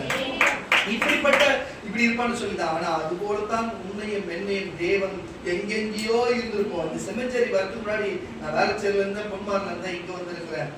சில பேர் பட்டின பாலத்துல இருந்து இங்க வந்து, சில பேர் மதுரையில இருந்து இங்க வந்திருக்கிறீங்க, சில பேர் ஆந்திரால இருந்து இங்க வந்திருக்கிறீங்க. புரியுதா இல்லையா? எல்லாரும் எதுக்கு வந்திருக்கிறோம்? சில பேர் ராணிப்பேட்டையா அங்கிருந்து வந்திருக்கிறாங்க. அது மட்டும் இல்ல, இந்த மாதிரி நிறைய இடத்துல இருந்து நிறைய இடத்துல இருந்து வந்துக்கிறீங்க. எல்லாம் ஒரு இடத்துக்கு வந்திருக்கிறீங்க. இப்படிதான் தேவன் நம்மளை கொண்டு வந்து அவருடைய திருவிருந்து சரீரம் என்று சொல்லப்படுகிற அந்த புஷ்டியான பதார்த்தம் நம்ம சபையிலிருந்து கொடுத்து உங்களை சகல படிப்பு, வேத வசனமும் வேத வாக்கியமும் எல்லா ஞானத்தாலும் உங்களுக்கு கொடுத்து இந்த செம்மஞ்சேரி, பெரும்பாக்கம், கண்ணகி நகர், ரொம்ப இந்த சுற்றுப்பட்டு இந்த ஓயமார் முழுவதும் நீங்கள் ஆள வேண்டும் என்று சொல்லி, அல்லேலூயா, நீங்கள் அதிகாரியா இருக்க வேண்டும் என்று சொல்லி என்ன ஒரு விசுவாசம் இருக்க வேண்டும் என்று சொல்லி எங்கிருந்தோ கர்த்தர் கொண்டு வந்திருக்கிறாரு. நீ வாழ்ற வாழ்க்கை அடிமை வாழ்க்கையா இருக்கலாம். இன்னைக்கு வேணா ஒரு வேலை அங்கிருந்து தானியேல் வரும்போது கஷ்டப்பட்டுலாம், சிங்ககபில போடப்பட்டிருக்கலாம். சாத்ராக், மேஷாக், அபேத்நேகோ என்று சொல்லப்படுகிறாங்க. அனனியா, அசரியா, மிசாவேல் என்ற பெயருள்ள இவர்களை எரிகிற அக்கினி சூழலுக்குள்ள போட்டிருக்கலாம், பிரச்சனைகள் கொடுத்திருக்கலாம். ஆனா இறுதியில எப்படி ஜெயித்தார்களோ, எப்படி தானியேல் ராஜாவுக்கு 3வது இடத்துல வந்தாரோ அத போல கர்த்தர் உங்களை இந்த இடத்துல நீங்க தெரியாத கஷ்டப்பட்டோம், தெரியாதவங்க அப்படி இப்படின்னு எண்ணிருக்கலாம். அப்படி எல்லாம் இல்ல. எப்படி யோசேப்பு எப்படி போய் எகிப்துல போனாரோ அதுக்கும் ஒரு காரணம் உண்டு. அல்லேலூயா, அல்லேலூயா. எப்படி மோசே வெளியே வந்து மறுபடியும் எகிப்துக்கு போனாரோ அதுக்கும் ஒரு காரணம் உண்டு. நீ வெளியூர்ல இருந்து நீ செம்மஞ்சேரிக்கு இந்த அவசியம் போய் வந்திருக்குன்னா அதுக்கும் காரணம் உண்டு. அல்லேலூயா. உன்னை தானியேலை போல, யோசேப்பு போல, மோசே போல உயர்த்தும்படிக்குத்தான் தேவன். ஆனா உனக்கு அவசியம் ஞானம், அவசியம். அல்லேலூயா. ஞானத்தோடு சேர்ந்து என்ன? விவேகமும். அடிக்கடி கேட்டு சொல்லணும், என்ன அவசியம்? விவேகமும் அவசியம். அப்படி விவேகம் இருந்தா நீ எல்லாருக்கும் அதிபதி ஆகலாம். விவேகம் இல்லைன்னா அடிமையோட அடிமையா இருக்கலாம், ஒன்னும் பிரயோஜனம் கிடையாது. இருந்ததுக்கும் வென்றதுக்கு இப்படியே போற வேண்டியதுதான். ஆனா நீ வந்து அதை ஆளுகிறவராய் தேவன் வைக்கிறேன், நீ எப்படி எடுக்க போற? ஆனா அதுக்கு ஒரே ஒரு காரியம் செய்யணும், விவேகம். காரணத்தை சொல்லிட்டுனாப்பா தானியேல் 5ஆம் அதிகாரம் 11ஆம் வசனம். தானியேல் 5:11 வாசிக்கிறேன். உம்முடைய ராஜ்யத்திலே ஒரு புருஷன் இருக்கிறார். பாருங்க, இது சும்மா கிடையாது. பாருங்க, இவரு தானியேல் மட்டும் அப்படி இல்ல, தானியேல் கூட இந்த பரிசுத்த ஆவியானவருமே எப்படிப்பட்டவர் பாருங்க. வாசி. உம்முடைய ராஜ்யத்திலே ஒரு புருஷன் இருக்கிறார். அவனுக்குள் பரிசுத்த தேவர்களுடைய ஆவி இருக்கிறது. உம்முடைய பிதாவின் நாட்களில் நேபுகாத்நேச்சருடைய நாட்களில் வெளிச்சமும் விவேகமும். அப்போ அவருடைய பாருங்க மகாராஜாவை வந்து பல குழப்பம். அந்த குழப்பமான நேரத்துல என்ன யாரு கேட்கறதுன்னா, எப்பா நேபுகாத்நேச்சர் உங்க அப்பா காலத்துல தீர்க்கதரிசி ஒருத்தர் இருந்தாப்பா, அவனையே போய் கேட்பன்னு சொல்லி அவர்கிட்ட வராங்க. விட்டத்திலிருந்து வாசி. வெளிச்சமும் வெளிச்சமும் விவேகமும் நல்ல விவேகமும் தேவர்களுடைய ஞானத்துக்கு தேவர்களுடைய வானத்திலிருந்து இறங்குவது தேவனுடைய ஞானத்திற்கு ஒத்த ஞானமும் அவரிடத்திலே காணப்பட்டது. ஆகையால் அப்ப நான் சொல்றேன் பாருங்க, அப்போ இந்த ஞானமும் விவேகமும் எங்கிருந்து வருது? பரத்துல இருந்து தான் வருது. அப்போ அந்த பரிசுத்த ஆவியினால் தான் வருது. அந்த ஆவியை இவர் பெற்றது நிமித்தம் இவருக்கு இருக்குது. விட்டத்திலிருந்து வாசி. ஆகையால் உம்முடைய பிதாவாகிய நேபுகாத்நேச்சரால் என்னும் ராஜாவானவர் அவனை சாஸ்திரிகளுக்கும் கல்தேயருக்கும் குறி சொல்லுகிறவர்களுக்கும் அதிபதியாக வைத்தார். ராஜாவினால் பெல்தெஷாத்சார் என்னும் பெயர் பெற்ற அந்த தானியேலுக்குள் சொப்பனங்களை வியாக்கியானம் பண்ணுகிறது, புதை பொருட்களை வெளிப்படுத்துகிறது. போதும் கரணம் தட்டி ஒரு சொல்லுவாங்க. அவங்களுக்கு எல்லாத்தையும் குறித்து சொன்னாங்க. இந்த ஜோசியம் சொல்லுகிறவருடைய காரியம் உங்களுக்கு தெரியுமா? ஜோசியம் சொல்லுறவங்க சூரியனை பார்த்து சாஸ்திரம் சொல்லுவாங்க. ஆமாவா இல்லையா? சூரியனை பார்த்து சாஸ்திரம் சொல்லுவாங்க. எத்தனை தடவை சூரியனுக்கு நம்ம சொல்லுவாங்க. சபையில இருந்து சூரியன் இப்படியாய் மாறும், சூரியன் இப்படி வெளிச்சம் வரும், சூரியன் இப்படி நடக்கும், சூரிய பக்கத்துல இப்படி கோல் புதுசா உண்டாகும், அந்த கோல் இந்த நிறத்துல இருக்கும். எத்தனை தடவை சொல்லுவாங்க. ஹalleluya. சூரியனை பார்த்து அங்க இருக்கிறவங்க சாஸ்திரிகளும் இன்னைக்கு ஜோசியரும் இவர்கள் எல்லாரும் பார்த்தீங்கன்னா நாடி ஜோசியம் எந்த ஜோசியம் ஜோசியத்துல பல ஜோசியங்கள் இருக்குது. ஆனா நான் சொல்லுகிறேன், சூரியனுக்கே தீர்க்கதரிசி சொன்னாங்க சபையில. ஹalleluya. எங்க புது கோல் வரும், எந்த இடத்துல புதுசா தோல் அது என்ன நிறத்துல இருக்கும், அது வானத்துல இங்கிருந்து அனுப்புகிற ஏவுகணை போகுமா போவாதா, திருப்பி உடைந்து வருமா, எத்தனை சொல்லி இருக்கிறோம். எத்தனை சேட்டலைட்கள் கீழே விடுகிறதையும் அதோட பாதிப்புகளை சொல்லி இருப்போம். ஹalleluya. எத்தனை விமானங்கள் போகிறது, அது விபத்து வருகிறது சொல்லி இருப்போம். ஹalleluya. வானத்தில் இருக்கிற சூரியனை பார்த்து சந்திரன் எப்படியாய் மாறும், சந்திரன் நிறமை மாறும் என்று ஏற்கனவே கூட சொல்லி சந்திரன் நிறம் மாறுறது நம்ம சாட்சி இல்லையா? கரலை தட்டுங்களேன். எதுக்கு சொல்லுன்னு சொன்னா பாருங்க, தேவன் தம்முடைய தீர்க்கதரிசிகளை இந்த ஜோசியக்காரர்களுக்கும் இந்த அஞ்சாங்கம் பஞ்சாங்கம் பார்க்கிறவர்களுக்கும் இப்ப கல்தேயர்கள் இப்படிப்பட்ட குறி சொல்லுகிறவர்களுக்கும் கீழல்ல அவங்களுக்கு மேல அதிகாரியை வச்சார். இவங்களுக்கு எல்லாம் மேலதான் தீர்க்கதரிசிகள் என்பதை வேதம் சொல்லுகிறது, வேதவாசனம் சொல்லுகிறது. உங்க கண்கூடாவே கர்த்தர் அடியை கொண்டு அநேக சொன்ன காரியத்தை பார்க்கிறது. எத்தனையோ காரியம் ஜோசியக்காரன் சொன்னதுக்கு நம்ம எதிர்த்து எத்தனையோ. சமீபத்துல கூட ஒரு 2-3 வருஷத்துக்கு முன்னாடி ஒரு ஜோசியக்காரன் இந்த பொண்ணு வந்து இன்னொரு 15-20 நாள்ல ஆயுசு முடிஞ்சிடுச்சு, ஜாதகத்துல செத்துரும் அப்படின்னு சொல்லிட்டு இன்னொரு இடத்துல ஜோசியம் பாருங்க அப்படின்னு சொல்லிட்டாங்க. என்கிட்ட வந்து இந்த மாதிரி சொல்றாங்கப்பா என் பொண்ணுன்னு சொல்லி, என்னங்க நீங்க சொல்லி பிடிச்சி அந்த பொண்ணுக்கு அவன் பொண்ணுக்கு சொன்னாங்க சொல்லி ஜாபம் பண்ணி அவங்களுக்கு ஏசு நாம் ஆயுசு கூடி இருக்கணும்னு சொல்லி ஏசப்பா சொன்னதுக்கு அப்புறம் அந்த பொண்ணுக்கு வயசு வரைக்கும் கல்யாணம் ஆகும். 4 வருஷம் 16 நாள்ல செத்துற பொண்ணு வயசுக்கு வந்து கல்யாணம் ஆகும். புரியுதா இல்லையா? கல்யாணம் ஆயிருக்கலாம், நம்ம சொல்லாம இருந்திருக்கலாம். ஆனா நான் சொல்லுகிறேன் கர்த்தருடைய பிள்ளைகளே, அப்போ ஜோசியக்காரனை விட தீர்க்கதரிசி கர்த்தர் மேல வைக்கிறார். இதெல்லாம் என்ன காரணம்? இதுக்கெல்லாம் என்ன நடக்குது? இதுக்குள்ள என்ன நடக்குது? நம்ம என்ன தலைப்பு பேசியிருந்தோம்? விவேகமுள்ள அந்த பரிசுத்த ஆவியானவர் தீர்க்கதரிசிகள் இருந்தனால, அதே போல அந்த விவேகமுள்ள தேவனை போலித்த அந்த பரிசுத்த ஆவியானவர் உங்களுக்குள்ளும் அனுப்புவார். இன்னைக்கு தேவன் அனுப்புவார். இந்த விவேகமுள்ள பரிசுத்தா இருந்தா நீ விவேகம் உள்ளவனாய் சிந்திப்பாய், விவேகம் உள்ளவனாய் பேசுவாய், பெற்ற தாய் தகப்பனுக்கு கீழ்ப்படிவாய். உலகத்தரமான வாழ்க்கைக்கு பெற்ற தாய் தகப்பனுடைய வார்த்தை கேட்டு நடப்ப. அது மட்டும் சபையில வந்து ஊழியக்காரனுடைய வார்த்தையும் வேத வசனத்தையும் தேவனுடைய வார்த்தையை கேட்டு கீழ்ப்படிந்து நடப்ப. இப்படி நடக்கும் பொழுது அதை தெளிவாய் கேட்டு நடக்கும் பொழுது உனக்கு விவேகம் உண்டாகும். ஹல்லேலூயா. உனக்கு விவேகம் உண்டாகும். விவேகம் உண்டானா நீ தேவனுடைய பார்வையில் பாக்கியவானாக இருப்ப. நீதான் பரலோகத்துக்கு போவ என்பதை நீங்களே புரிந்து கரணம் தச்சு ஒரு அலையில சொல்லுவோமா? இப்படிப்பட்ட காரியம் இந்த ராஜாவாகிய சாலமோனை குறித்ததான ஒரு காரியம். சாலமோன் பொன்னும் வெள்ளியும் ஏற்கனவே இருக்கிறது. ஆனா நம்ம ஆட்கள் பார்த்தீங்கன்னு வச்சுக்கேன், எதை கொடுத்தாலும் வேணான்னு மாட்டாங்க. என்னையும் எடுத்துக்கிறேன், யாரும் நிறைய ட்ரெஸ் கொடுப்பாங்க, கொடுங்க வாங்கிப்பேன். எந்த பொருள் இருந்தாலும் வாங்கிப்பேன். இதில் நான் இது என்ன சொல்றது, எதாவது வாங்கிப்பேன். எனக்கு கரெக்டாக சைஸ் பத்துதா அதை நான் போட்டுருப்பேன். எனக்கு சின்னதாகுதா, எனக்கு உள்ளியாகவும் போடுவாங்க, அவன் கொடுத்துருவேன். என்னோட கொஞ்சம் குண்டாகுதா அது கொடுத்துருவேன். எது இருந்தாலும் நானே சொல்றேன் வாங்க நினைச்சு. அப்போ ஒரு பொண்ணும் வெள்ளியை கொடுத்தா நாங்கள் வாங்காதே இருப்போம், எல்லாமே வாங்குவோம். ஹல்லேலூயா. நெசமப்பாக மட்டும்தான் வாங்குறது இல்லை இல்லையா? எது கொடுத்தாலும் வாங்க. எதுக்கு இதை நான் சொல்ல வரேன் நான் கர்த்தருடைய பிள்ளைகளே?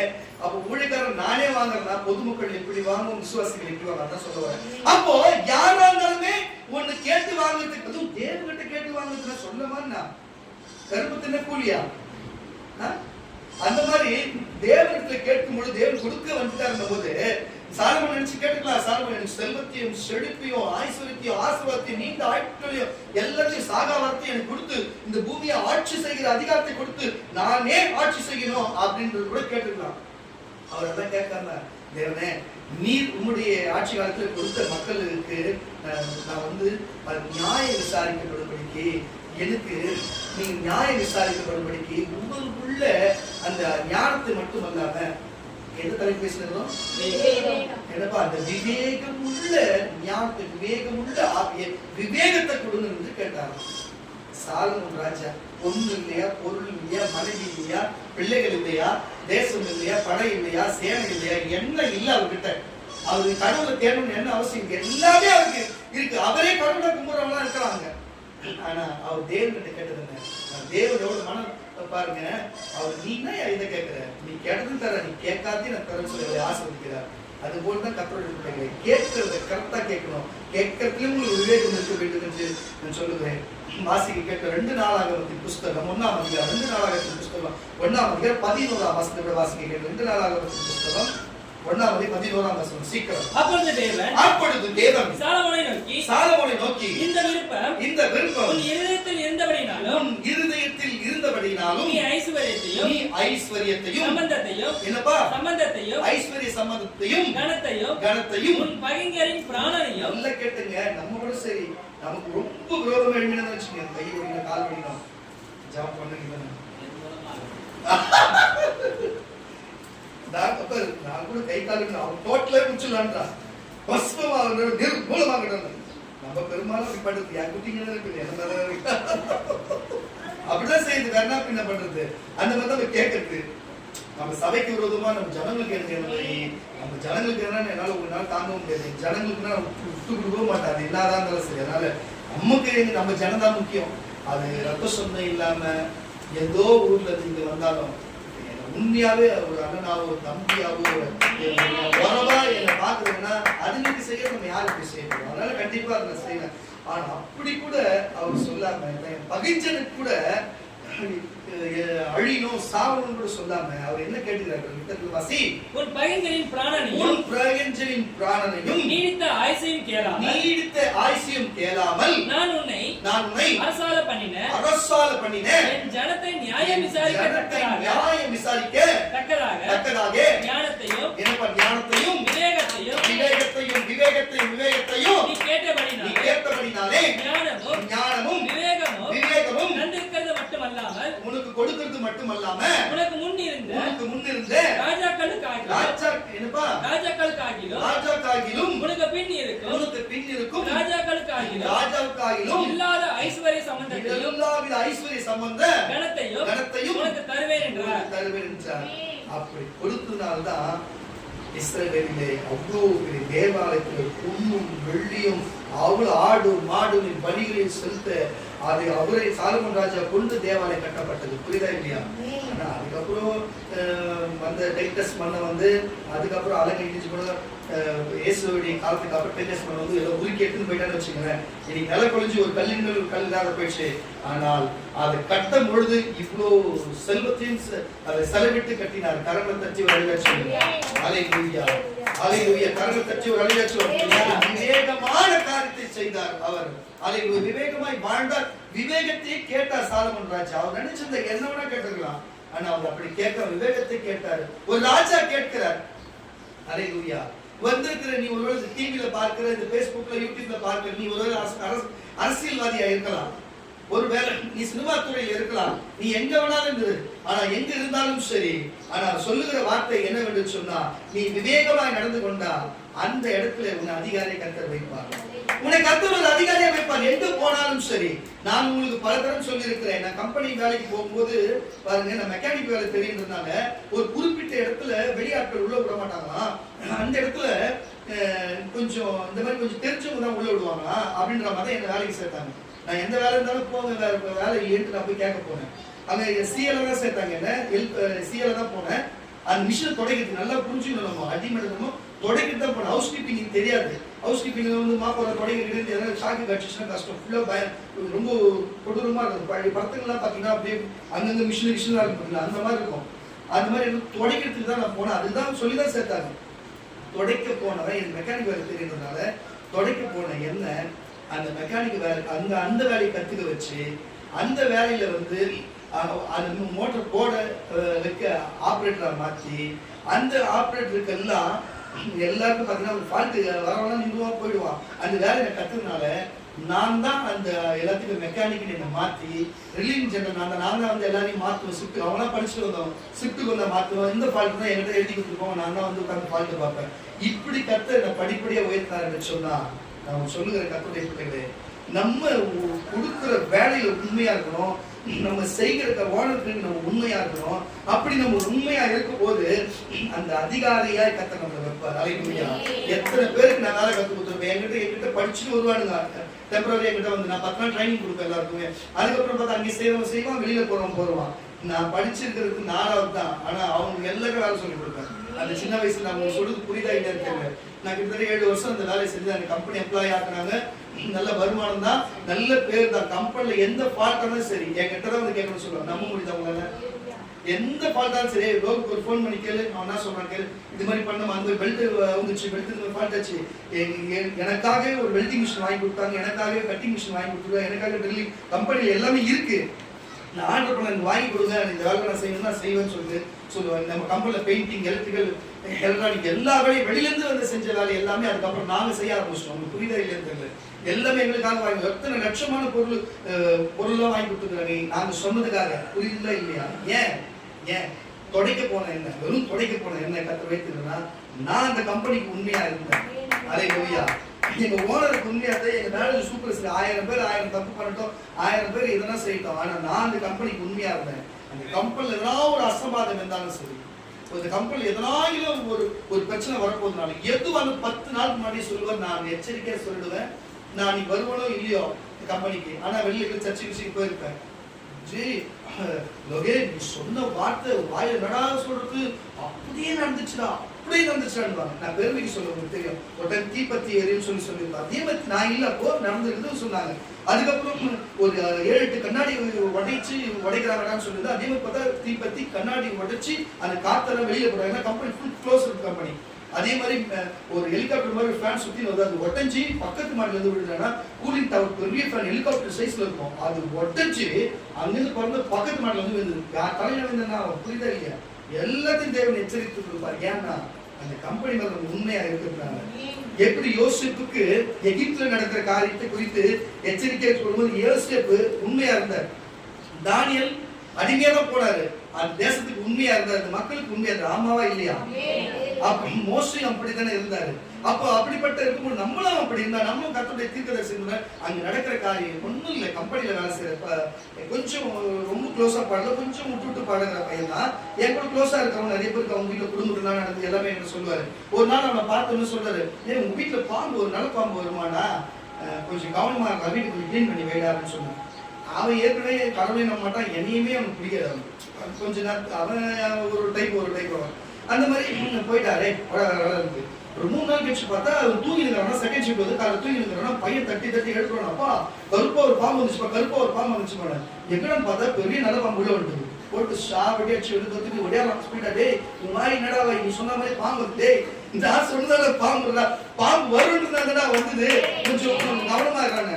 அதுக்கப்புறம் நல்ல தீர்க்கதை சொல்லியிருந்தேன். ஆனா இடையில அதுக்கப்புறம் 2-3 வருஷம் கழிச்சு அவனுக்கு அப்புறம் பழகிட்டான்.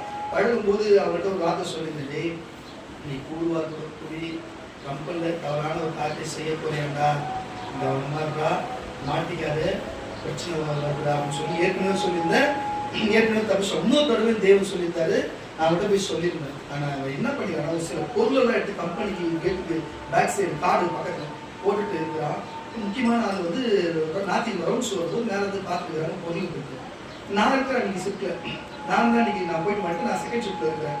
இங்கே இதுல நம்ம கம்பெனி பொருள் மாதிரி இது. ஆமாம் சார் நம்ம கம்பெனி பொருள் மாதிரி என்ன சார் இல்லை, நாங்கள் போய் மார்க்கெட் பார்த்தோம். அப்புறமேட்டு பார்த்தா இவன் பர்மிஷன் போட்டு வெளில இருந்து வரான்.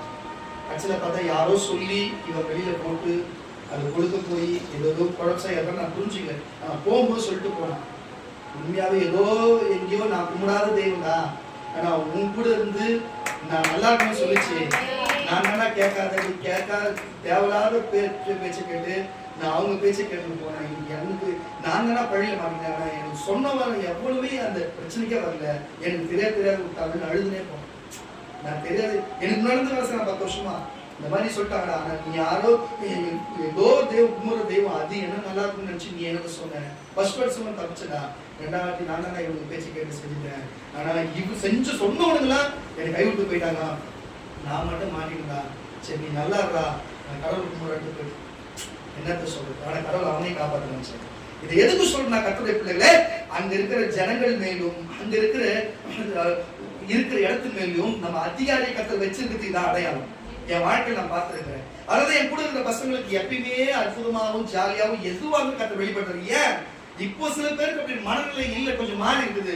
ஆனா அப்படியே இருக்க மாட்டீங்க. நீங்க திருப்பியும் மாறிடுவீங்க. திருப்பி அப்பவும் போல ஒரு இணைப்பா இருப்பீங்க. கர்த்தர் முன்னாடி செய்த கர்த்தர் கோடி மடங்கு உங்களுக்கு என் கூட இருந்து கர்த்தர் நன்மை செய்த கரங்களை தட்டுங்க. ஹல்லேலூயா.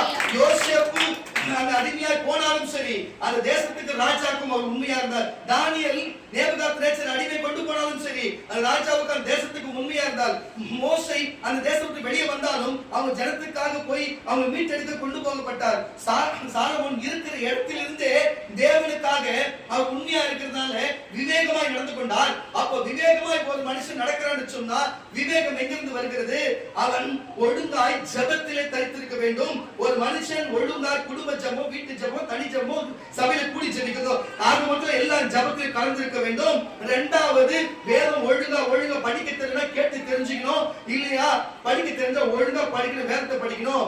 அப்புறமேட்டு 3வது ஒழுங்கா சபைக்கு போகணும். ஒழுங்கா ஜெபிக்கணும், ஒழுங்கா வேத வாசிக்கணும். இந்த 3 காரியம் நீ செய்தா அந்த ஞானம் உனக்குள்ள வரும். ஞானம் வந்தா உனக்குள்ளே என்னப்பா அந்த விவேகம் உனக்கு வரும். விவேகம் வந்தா நீங்கள் போகிற இடமெல்லாம் காலேஜ் இருக்கிற ஜனங்களும் அந்த காலேஜும் உனக்கு என்னவா இருக்கும்? அதுக்கு நீ அதிபதியா இருப்ப. கம்பெனியும் அந்த ஜனங்களுக்கு நீ அதிபதியா இருப்ப. நீங்க என்ன நினைக்கிறீங்க? கம்பெனில என்ன நீங்க யோசிக்க முடியாது. என் கூட நிறைய பேர் இருப்பாங்க. நம்ம பேய் ஓட்டுறதுக்கு ஜபம் பண்றதுக்கு உடம்பு சரியில்லை யாரெல்லாம் கம்பெனிக்குள்ள என்ன வருவாங்க.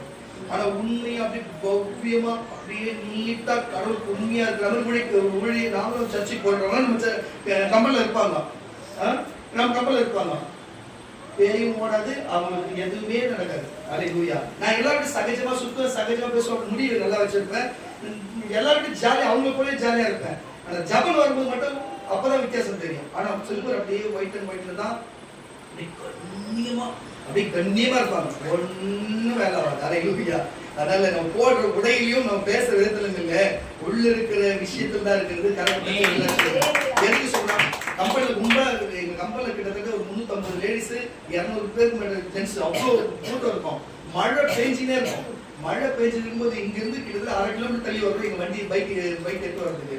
உள்ள இருந்து வெளியே வந்து அவ்வளவு தூரம் ஒரே ஜபம் தான். ஆண்டவரே மழை நிறுத்துங்க, நான் போய் ஓடி வண்டியில ஏறணும். அங்கிருந்து நான் வீடு போய் சேர மழை நிற்கிறது. எல்லாரும் என் கூட மழையில் வெளியில போட்டு மழை பெய்யும் போது நின்று இருப்பாங்க. நான் மட்டும் போய் ஜபம் பண்ணுவேன். எல்லாரும் அப்புறமேட்டு கேட்டுக்கிறாங்க என்ன ஜபம் மட்டும் நின்று டக்குன்னு மழை குடு விடாது. வண்டி எடுத்து கடந்து வீட்டுக்கு போனதுக்கு அப்புறம் மழை வந்துடும். மறுநாள் வந்துட்டு என்னடா பண்ண, ஏதோ மழையை பார்த்து ஏதோ பேசினேன், ஏதோ கையில இப்படி பண்ண, மழை நினைச்சு எழுப்பினா தப்பு. இந்த மாதிரி நான் சொல்றதுக்கு உங்களுக்கு எப்படி தெரியல. அந்த சின்ன வயசுல எல்லாம் அவ்வளோ அந்த எது கேட்கறது தெரியாது, எது வேணாலும் நான் கேட்பேன். அப்படி ஒரு அர்த்தம் நடக்கும். இன்னைக்கும் அது சுதாரித்து யாருக்கு எதை செய்யணும், யாருக்கு எதை செய்யக்கூடாது, எதை கேட்கணும் கேட்கக்கூடாதுன்றதுனால அதை கண்ணியமா பயன்படுத்தி வருகிறேன். கர்த்தருடைய பிள்ளைகள் நீங்களும் சோதிச்சு பாருங்களேன். உண்மையா கர்த்தர் என்னை விட அதிகமா செய்வார். சொல்லுங்க. ஏன்னா நம்ம இருக்கிற இடத்துல அதிகாரி வச்சா நீதான் எல்லாமே. காலேஜ்லயும் ஸ்கூல்லயும் சபையிலும் சரி, வெளியே போட வச்சுக்கோ, உன் உறவுகளிலும் உன் நட்புகளிலும் குடும்பத்துல நீதான் அதிகாரி. ஹல்லேலூயா. எப்படி என்று சொன்னா, என் தகப்பனார் இருக்கிறாரு.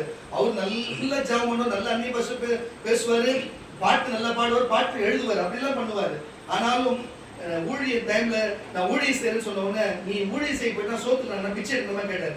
அப்பதான் புரியுது அவருடைய பக்குவத்துடைய நிலைமை. ஊழியம் செய்யறன்னு பேர் இருக்குது, அவருடைய உள்ளுக்குள்ள இருக்க எண்ணம் என்னவாகல. என்னப்பா அந்த தலைப்பு பேசுறோம்? என்னப்பா விவேகம் இல்லாத எண்ணத்தோட ஒரு பேசுறாரு. அல்லேலூயா. அதனால ஒரு டைம் நான் நல்லா ஜெபம் பண்ணி இருக்கேன். எங்கேயோ போயிட்டு வர போகுது. உள்ள வந்தவங்க ஐயோ குளுது குளுது குளுது குளுது குளுது குளுது வெட்ட வெட்ட நாய் வெளியில ஓடி வெச்சிட்டு போய் வெளியில வந்து ஆனா வெளியில இருந்தா வெச்சிட்டு போயிட்டு புரியுதா இல்லையா உங்களுக்கு? ஓடி எங்க அம்மா இன்னைக்கு வரைக்கும் சிரிப்பாங்க. இப்ப நம்ம குளிர்ந்த காற்று ஒண்ணு வந்தது, நம்ம கூட நிக்க சொல்ல பாத்தீங்களா? ஆல்ரெடி நம்ம என் கூட இருந்துட்டு நான் ஜெபம் பண்ணிட்டு போகுது. வீடு ஒரு ரூம் தான், நீட்டா உள்ள வந்து என்னாச்சுன்னு தெரியல. உடனே வெட்ட வெட்ட வெட்ட வெட்ட வெட்ட குளிர் எடுத்துட்டு வெளியில ஓட்டேன். எங்க அம்மா சொல்லி சொல்லி சரி என்ன பண்ணிருந்த நீ ஜெபம் பண்ணிருந்த? உங்க அப்பா உள்ள வந்தா குடு குடு விட்ட விட்ட விட்ட கை கால ஒதுக்கு ஓடி போயிட்டு இருந்தாருடா அப்படின்னு சொல்லி. இது எதுக்கு சொல்றேன் கர்த்தருடைய பிள்ளைங்களே, வீட்டில் இருந்தாலும் யார் அதிகாரி? நம்ம தான் அதிகாரி. அவங்க என்ன செய்யட்டும், நம்ம தான் அதிகாரி. தரனை தச்சு வெளில சொல்லுவாங்க. அப்ப இதுவரைக்குமே ஒருத்தன் விவேகமா இருந்தா எப்படி இருப்பான்? ஒரு விவேகமா அவனோட அற்புதம் என்ன, அவனோட செயல்கள் என்ன, மற்ற மேல் இருக்கிற நன்மைகள் என்ன என்பதை பார்த்தோம். விவேகம் இல்லாம இருந்தா என்ன நடக்கும், விவேகம் இல்லாத இருந்தா என்ன நடக்கும் என்பதை பார்ப்போம். நீதிமொழிகள் புஸ்தகம் 1ஆம் அதிகாரம் 3-7 வரை வாசிக்கிறோம். நீதிமொழிகள் புஸ்தகம் 1ஆம் அதிகாரம் 3-7 வரை வாசிக்கிறோம். விவேகம், நீதி, நியாயம், நிதானம் என்பவைகளை பற்றிய உபதேசத்தை அடையலாம். மறுபடியும் வாசி. விவேகம், நீதி, நியாயம், நிதானம் என்பவைகளை பற்றிய உபதேசத்தை அடையலாம். இவைகள் போதனைக்கு வினாவையும் பேதைகளுக்கு வினாவையும் பேதை ஒண்ணுமே தெரியாதவங்களுக்கு வினாவையும் வாலிபருக்கு அறிவையும் விவேகத்தையும் கொடுக்கும். விவேகத்தையும் கொடுக்கும். புத்திமான் இவைகளை கேட்டு அறிவில் தேற்றுவார். விவேகி நல்லாசனைகளை அடைந்து நீதிமொழியையும் அதன் அர்த்தங்களையும் ஞானிகளின் வாக்குகளையும் அவர்கள் உரைத்த புதை பொருள்களையும் அறிந்து கொள்வான். கர்த்தருக்கு பயப்படுதலே ஞானத்தின் ஆரம்பம். சொல்லுவோமாக. அப்ப இவ்வளவு நேரமா ஏற்கனவே புதை பொருளா இருக்கிற பாருங்க, சாலமோனை குறித்து, தானியேலை குறித்து, எல்லாரையும் குறித்து பேசணும். இதெல்லாம் எங்கிருந்து வந்தது? இந்த வேத வசனத்தின் வழியா வந்தது. அப்ப இந்த வேத வசனத்தை வாசித்து அதன்படி நடக்கும் பொழுது உனக்கு விவேகமும் ஞானமும் வருகிறது. கர்த்தர் சொல்லுவோமாக. அதே நீதிமொழிகள் 16ஆம் அதிகாரம், நீதிமொழிகள் 16, 20, 21 வாசிக்க கேட்கலாம் சீக்கிரம். விவேகத்துடன் காரியத்தை நடப்பிக்கிறார். நல்லா கவனிங்க. எந்த ஒரு வேலை செஞ்சாலும் சரி, ஒருத்தவங்க எந்த வேலை கொடுத்தாலும், எந்த வேலை செய்ய கொடுத்தாலும் வச்சுக்கோ. இப்போ சில பேர் சொல்லுவாங்க வெட்டிட்டு வரணும் குத்தின்னு வருவான். வெட்டு வரணும்னு வச்சுக்கோ, குத்தின்னு வருவான். யார் உங்களுக்கே தெரிஞ்சிருக்கும். மணி வேற யாரும் வெட்டிட்டு வரனா குத்தின்னு வந்து குத்துப்பட்டு இருக்கிறது போய் தொலைப்படா ஒரு ஹாஸ்பிட்டலுக்கு போலான்னு என்னன்னா போய் வெட்டு சொன்ன அவன் என்ன மணிக்கு என்ன முடியாத வைத்தியம். எதுக்கு இது நான் சொன்ன கர்த்தருடைய பிள்ளைகளே, அப்படி ஒரு ஷார்ப்பா இருக்கணும். அப்படி இருக்குல்லன்னா விவேகம் இல்லைன்னு அர்த்தம். உங்ககிட்ட ஜபம் இல்லைன்னு அர்த்தம். உங்ககிட்ட வந்து சபை கூடுதல் இல்லைன்னு அர்த்தம். அல்லேலூயா. வேத வாசிப்புன்னு அர்த்தம். இந்த மூணுமே இருக்கிறவங்க கண்டிப்பா விவேகமா என்ன வார்த்தை பேசணும், என்ன காரியத்தை சொல்லணும், எதை செய்யணும், எதை செய்யக்கூடாது, யார்கிட்ட எதை பேசணும், எதை பேசக்கூடாதுன்னு சொல்லிட்டு என்கிட்ட நிறைய பேர் நிறைய விஷயத்த பேச மாட்டாங்க. அந்த வார்த்தைக்கு பதில் கொடுத்துருவாரு. அந்த வினாடியே பதில் தெரியல உங்களுக்கு. ஒண்ணு இல்ல, நம்ம சபையில எழுந்து ஒரு சாட்சி கர்த்தர் அதை செய்தார் இதை செய்தார் ஏதோ ஒன்று சொல்லினே இருந்தாங்க. நாம சொல்றதுக்கு தரிசனத்துக்கு ஏதோ ஒன்று நடக்குன்னு சொன்னாங்க. சொல்லி முடிச்சுட்டு போனாங்க. இங்க இருந்து அவங்க தீர்க்க தரிசனம் தான் சொன்னேன். நானும் பல சபைகளை பார்த்தேன். எனக்கு சொன்னேன். ஆனா நம்ம இந்த சபையில வந்ததுக்கு அப்புறம் எனக்கு கால் எலும்பல அப்படின்னாங்க. அதுக்கு இங்க இருந்து சொல்லணும், இனிமே இந்த சபைக்கு வரவே காலை எலும்பாது, நீங்க இனிமே சபைக்கே வர மாட்டீங்கன்னு தான். அன்னில இருந்து நீ வாங்கி புரியுதா? எந்த ஸ்பாட்லயே பதில் ஆனிய சபையாவுக்கு எப்படி அந்த ஸ்பாட்லயே பதில் சொன்னாரோ அந்த ஸ்பாட்லயே பதில். இந்த வார்த்தை கேட்டுதான் இருப்பாங்க. கேட்கணும்னு சொல்றேன். அல்லேலூயா. போன எப்பயாச்சும் ஒழுங்காருங்க. கரண் தச்சு ஒரு சொல்லுங்க. எதுக்கு இதை சொல்லுங்க கர்த்தருடைய பிள்ளைகளே? ஏன் இது உங்களுக்கு சொல்லுகிறேன்னு சொன்னா அந்த ஸ்பாட்லயே பதில் இருந்தால சில பேர் பேசுறதுக்கே யோசிப்பாங்க. இப்பதான் ஜப குறிப்பு கொடுத்தே யோசிக்கிறாங்களா பாரு. சில காரியத்தை செய்ய போறோம் சொல்றதுக்கே யோசிக்கிறாங்களா பாரு. ரொம்ப அட்வான்ஸா போயிட்டு இருக்காங்க. கர்த்தர் அவங்களுக்கும் கர்த்தர் நல்லவரா தான் இருக்கு. நல்லவரா இருக்கட்டும். அவர் அப்போ முடிஞ்சாச்சு. சரியா? சில பேர் ஜப குறிப்பு சொல்ல மாட்டாங்க, என்ன செய்ய சொல்ல மாட்டாங்க. ஒருவேளை டிஸ்டிங்ஸ்டி ஆயிடுமா கண்ணு சொல்லுவாங்க. இருக்கட்டும். கர்த்தர் நல்லவர். அல்லேலூயா. அது போல இருக்கிறது கர்த்தருடைய பிள்ளைகளை தயவு செய்து சொல்லுகிறேன். உங்களுக்கு ஜெபமும் பாருங்க, ஒழுங்கு குடும்ப ஜெபமும் சபைக்கு வருகிறதும் வேத வாசிப்பும் இல்லைன்னு சொன்னா வெற்றிவான குத்தின்னு தான் வருவீங்க. ஒழுங்கா இதுக்குள்ள இருந்து எதை பேசணும், எதை பேசக்கூடாது, எங்க போய் பேச, அப்பா கிட்ட என்ன பேசணும், அம்மா கிட்ட என்ன பேசணும், அண்ணன் கிட்ட என்ன பேசணும், தம்பி கிட்ட என்ன பேசணும், அக்கா கிட்ட என்ன பேசணும், மாமா கிட்ட என்ன பேசணும், தாத்தா கிட்ட என்ன பேசணும், ஊழியக்காரன் என்ன பேசணும், ஃப்ரெண்டு கிட்ட என்ன பேசணும், நேசிக்கிறவங்க கிட்ட எப்படி பேசணும், புருஷன் கிட்ட என்ன பேசணும், மனைவி கிட்ட என்ன பேசணும் சொல்லிட்டு. அல்லேலூயா. புருஷன்கிட்ட போய் நான் ஏற்கனவே ஒரு சின்சியரா உயிராய் நேசித்திருந்தேன், அதனால இப்போ விட்டு நீங்க நேசிக்கலான்னு சினிமாக்கு தான் ஆகும். அப்படியா, ரைட். கல்யாணம் ஆகி 3 நாள் உதவி வச்சு அனுப்புவான். அதனால எதை பேசணுமோ அது இருக்குன்னு சொல்றேன். அல்லேலூயா. அதனாலதான் உங்களுக்கு என்ன இருக்கணும், விவேகமா இருக்கணும். எவங்கிட்ட எதை பேசணும், சில மறைக்கிற காரியம் மறைச்சிட்டு போங்க, தப்பு கிடையாது. கர்த்தர்கிட்ட மன்னிப்பு கேட்டுக்கோங்க. ஆண்டவரே நான் பொய் சொன்னதா ஆயிடுச்சுன்னு என்ன தப்பா நினைக்காத, சொன்னா தப்பா என்ன மன்னிச்சுக்கோ அப்படின்னு ஏசப்பட்ட மன்னிப்பு கேட்டு இறங்கிட்டு அப்படிலாம் இல்லைன்னு போய்க்கிறாரு. புரியுதா இல்லையா? உங்களுக்கு சொல்லி கொடுக்குற எச்சரிக்கையா இருங்க. அல்லேலூயா.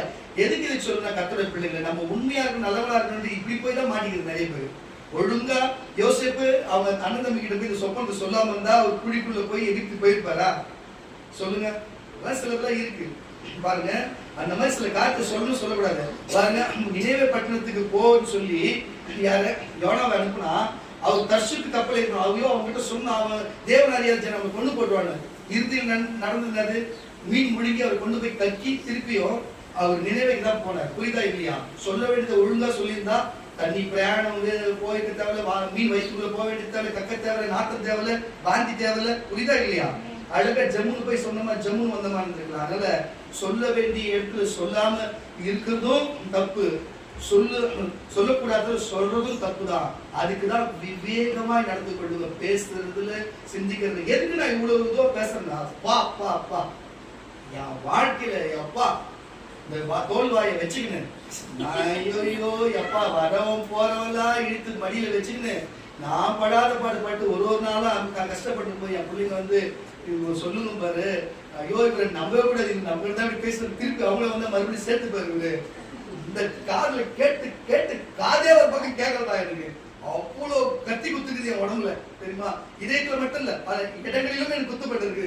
எதுக்கு நான் சொல்லிருக்கேன், கர்த்தருடைய பிள்ளைகளே அந்த மாதிரி அனுபவம் வச்சதுனாலதான் உங்களுக்கு சொல்றேன். யோசேப்பும் அவங்க சகோதரனுக்கு சொல்லி அனுபவிச்சனாலையும், யோனா போயிட்டு போமாட்டேன்னு போய் அனுபவிச்சனால்தான் எல்லா வேலையும் கரெக்டா செஞ்சாங்க. அந்த மாதிரி கஷ்டம்லாம் உங்களுக்கு வேணாம்னு நான் நினைக்கிறேன். புரியுதா? நான் பட்ட கஷ்டம் என்னோட போட்டோம், நீங்க படக்கூடாதுன்னு உங்களுக்கு எச்சரிக்கை கொடுங்க. சரி, நான் கருத்தை சொல்லு, சொல்ல வேண்டியது சொல்லு, சொல்லக்கூடாது சொல்லாத. நீ அப்படி இருப்பான்னு சொன்னா, விவேகம் உள்ளவனா இருந்தா தேவனுக்கு பார்வையில நீ பாக்கியவானா இருப்ப. இந்த பூமியில மக்களை மீட்ப, கொடுக்கப்பட்ட வேலை கரெக்டா செய்வ, பரலோகத்துக்கும் போவ. கரம் தட்டி வரையில சொல்லுவாங்க. விவேகத்துடன் காரியத்தை நடப்பிக்கிறவன் நன்மை பெறுவான். புரிஞ்சுச்சா? அப்ப பாருங்க, விவேகத்துடன் காரியம் எந்த காரியம் செய்தாலும் அப்படி பிறப்பிக்கிறவனா பண்ணுவான், நன்மை பெறுவான். புரிஞ்சுச்சுங்களா? இதெல்லாம் பாயிண்ட் நோட் பண்ணிங்க.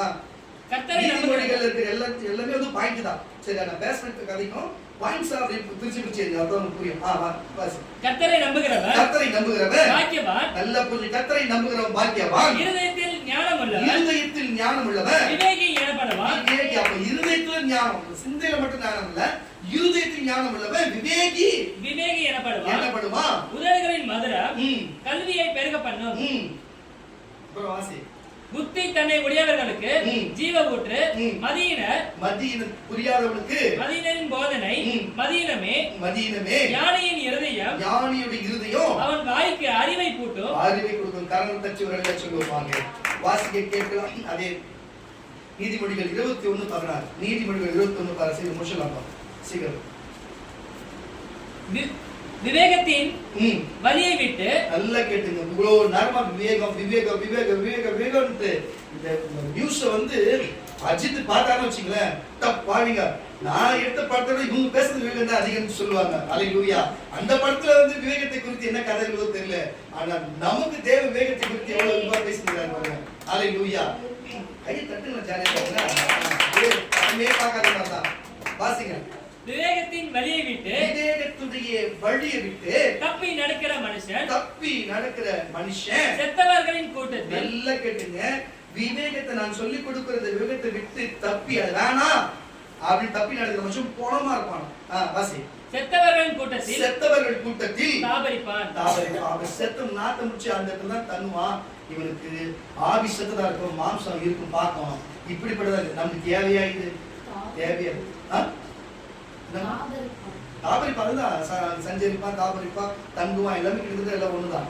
எதுக்கு இதை சொல்லுகிறேன்னு சொன்னா கர்த்தருடைய பிள்ளைகளே, இப்படிப்பட்ட காரியமா இருக்கிறது தேவையா? இது அதனால தயவு செய்து விவேகத்தை பெற்றுக்கொள்ளுவோம். அதை பெற்றுக்கொள்ள ஞானத்தை பெற்றுக்கொள்வோம். வேத வசனத்தை ஒழுங்கா வாசிப்போம், ஒழுங்கா சபைக்கு போவோம், ஒழுங்கா குடும்பத்தையும் சேர்ந்து ஜெபம் பண்ணுவோம். பெத்த தாய் தகப்பனுடைய வார்த்தையை கேட்போம்.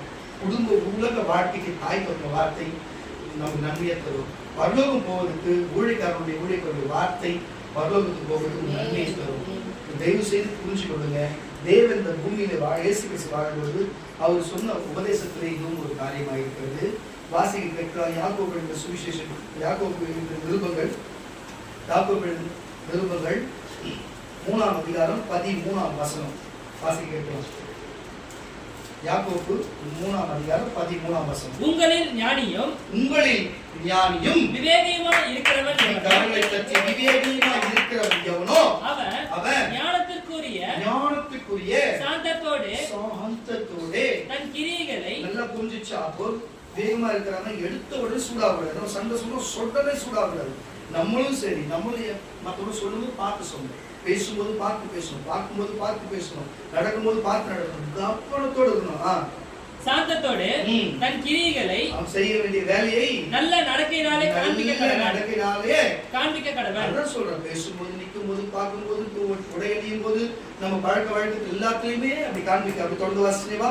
உங்கள் இருதயத்திலே பாயிண்ட் கசப்பான வைராக்கியத்தையும் இதெல்லாம் பாயிண்ட். இப்போ ஒரு மனுஷாளுக்குள்ள பாருங்க இந்த மாதிரி காரியம் இருக்குதுன்னா விவேகம் அவனுக்கு இருக்காது. கசப்பான வைராக்கியம் இருக்கக்கூடாது, விரோதம் இருக்கக்கூடாது. நீங்க வச்சீங்கன்னா நீங்கள் பெருமை பாராட்டாதீர்கள், பெருமையும் இருக்கக்கூடாது. சத்தியத்திற்கு விரோதமாய் பாருங்க, வேத வசனத்துக்கு விரோதமான காரியம் செய்யக்கூடாது. அடுத்தது பொய் சொல்லுகிறவனாய் இருங்கள், பொய்யும் சொல்லக்கூடாது. பாயிண்ட். இப்படிப்பட்ட ஞானம் மரத்திலிருந்து இறங்கி வருகிற ஞானமாயிராமல் லௌகீக சம்பந்தமானதும் உலக வாழ்க்கைக்குரிய சம்பந்தமானதும் ஜென்ம சுபாவத்திற்குரியதும் நம்ம சரீரத்துக்குள்ள இருக்கிற தாய் வயிற்றில் பிறக்கும் அந்த சுபாவமானதும் பேய்தனத்துக்கு கடுத்ததுமாய் இருக்கிறது, பிசாசுக்கும் உன்னதமாகவும் இருக்கிறது. வைராக்கியமும் இப்படிப்பட்ட காரியெல்லாம் இருந்தா பேய்தனத்துக்குரிய காரியம் வைராக்கியமும் விரோதமும் எங்கே உண்டோ பாருங்க. வீண் வைராக்கியம் கூடாது, விரோதம் இருக்கிறதெல்லாம் பாயிண்ட். எங்கே உண்டோ அங்கே கலகமும் சகல துச்சேலும் உண்டு. கலகம் துச்சைகள் இருக்கும். அப்ப ரெண்டுமே பாயிண்ட் தான். ஏதுடா? மரத்திலிருந்து வருகிற ஞானமும் முதலாவது சுத்தமுள்ளதாயும் பின்பு சமாதானமும். இது வந்து ஒரு மனுஷனுக்கு விவேகம் இருந்தா இருக்கிறது. அப்ப இருக்கிறவங்களுக்கு தெரியும் சமாதானம், சாந்தமும் இரக்கமுள்ளதுமாகிய இரக்கத்தாலும் நற்கனிகளாலும் செயலாலும் பட்சபாதம் இல்லாததாயும். பாருங்க, வேற்றுமை பார்க்க மாட்டீங்க. எல்லாரும் ஒண்ணுதான். எந்த மொழி பேசட்டும், எந்த ஜாதியா இருக்கட்டும், நமக்கு எல்லாம் ஒண்ணுதான் பாப்பீங்க. மாயமற்றதுமாயும் இருக்கிறது. அப்போ நேர்ல ஒண்ணு பின்னால் ஒண்ணு பேச மாட்டீங்க. நீதியான கனியானது சமாதானத்தை நடப்பிக்கிறவர்களாலே சமாதானத்திலே நிலைத்து விதைக்கப்படுகிறது. புரியுதா? அப்ப ரெண்டு பாயிண்ட் பாருங்க. இருக்கிறவனுக்கு எப்படி இருக்கும், இல்லாதவனுக்கு என்ன மனநிலை இருக்கு, நீங்களே சோதிச்சு பாருங்க. ஒருவேளை இதெல்லாம் உங்களுக்கு இருந்ததுன்னா நீங்கள் உங்களுக்கு அப்படிப்பட்ட சிந்தனை இருக்கா இல்லையா, நீங்களே உங்களை சுதாரிச்சு பாருங்க, நீங்களே உங்களை யோசனை பண்ணி பாருங்க. அதனாலதான் நம்மளால எந்த விவேகமான காரியம் செய்யாம உடனே பாய்ந்து ஓடுறது, ஒண்ணு சொன்னா கோபப்பட்டு ஓடுறது, இல்லைன்னா பொறுமையா செய்ய வேண்டிய வேலை செய்யாம இருக்கிறது.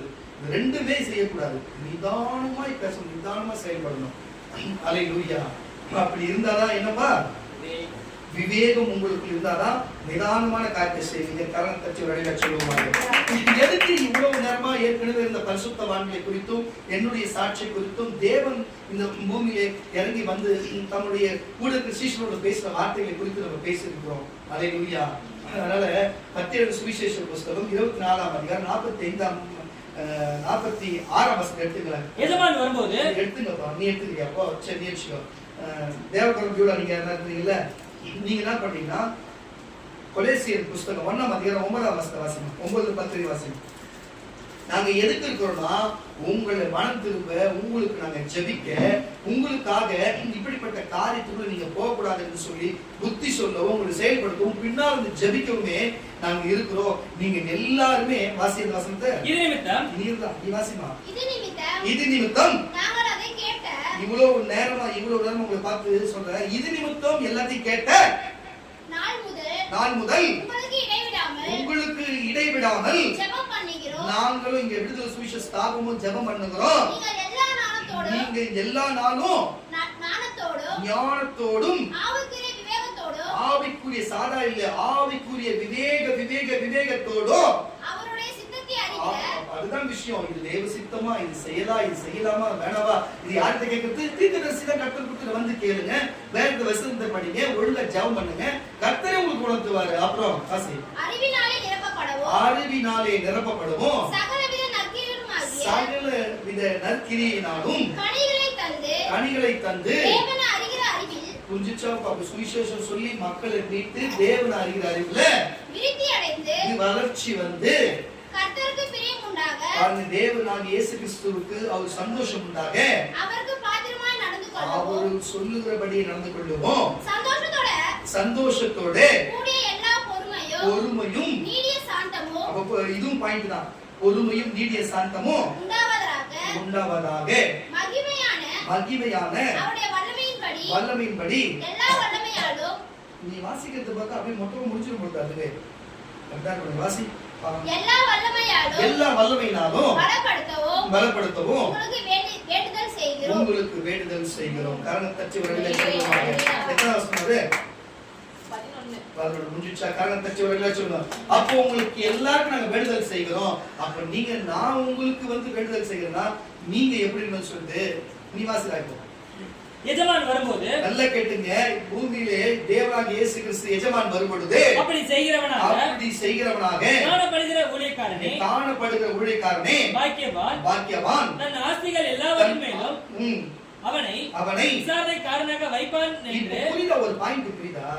இதே மாதிரி தானே தானியேலிலும் அவர் அடிமையா போனாரு. அதுக்கப்புறம் அங்கிருந்து அவரு கொஞ்சம் உயர்த்தி 3வது இடத்துல தானியேல் வச்சாரு. ஆமாம் வழியில சொல்ல. யோசிப்பு 2வது இடத்துல வச்சாங்க. ஆமாம் வழியில சொல்லுங்க. மோசையே அவன் குடும்பத்துல ஒரு ஆளை வச்சிருந்து அவர் தலைவனா வச்சு வெளியில இட்டு வந்தாங்க. ஆமாம் வழியில சொல்ல. அப்போ இது இப்போ நானும் என் கம்பெனில வேலை செய்யும் போது கர்த்தர் என்ன ஒரு அதிகாரி வச்சிருந்தாரு. ஆமாம் வழியில சொல்லுங்க. அப்ப இயேசுவையும் பூமியில கர்த்தர் தேவனாகிய கர்த்தர் அப்படி ஒரு அதிகாரம் உள்ளவராய் வைத்திருந்தார். கர்த்தர் சொல்லுங்க. அப்ப உங்களையும் இப்படி வைப்பாரு. அதுக்கு அடையாளமாக பூமியில மட்டும் இல்ல பரலோகத்துல வைப்பார் என்பதற்காக, இது உங்களுக்காக தான் பேசுறது வசனம். வாசி. ஆஸ்திகள் எல்லாவற்றின் மேலும் நல்ல கேட்டுங்க, ஆஸ்திகள் எல்லாவற்றின் மேலும் அவனை விசாரணைக்காரனாக. புரியுதா? எங்க பரலோகத்திலும் சரி பூமியில விசாரணைக்காரனாக வைப்பான் என்று மெய்யாகவே உங்களுக்கு சொல்லுகிறேன். மெய்யாக ஏசவ போய் சொல்ல மாட்டாரு. இந்த வார்த்தை சொல்றோம்னா கண்டிப்பா நடக்கணும் அர்த்தம். மெய்யாகவே சொல்லுகிறேன்.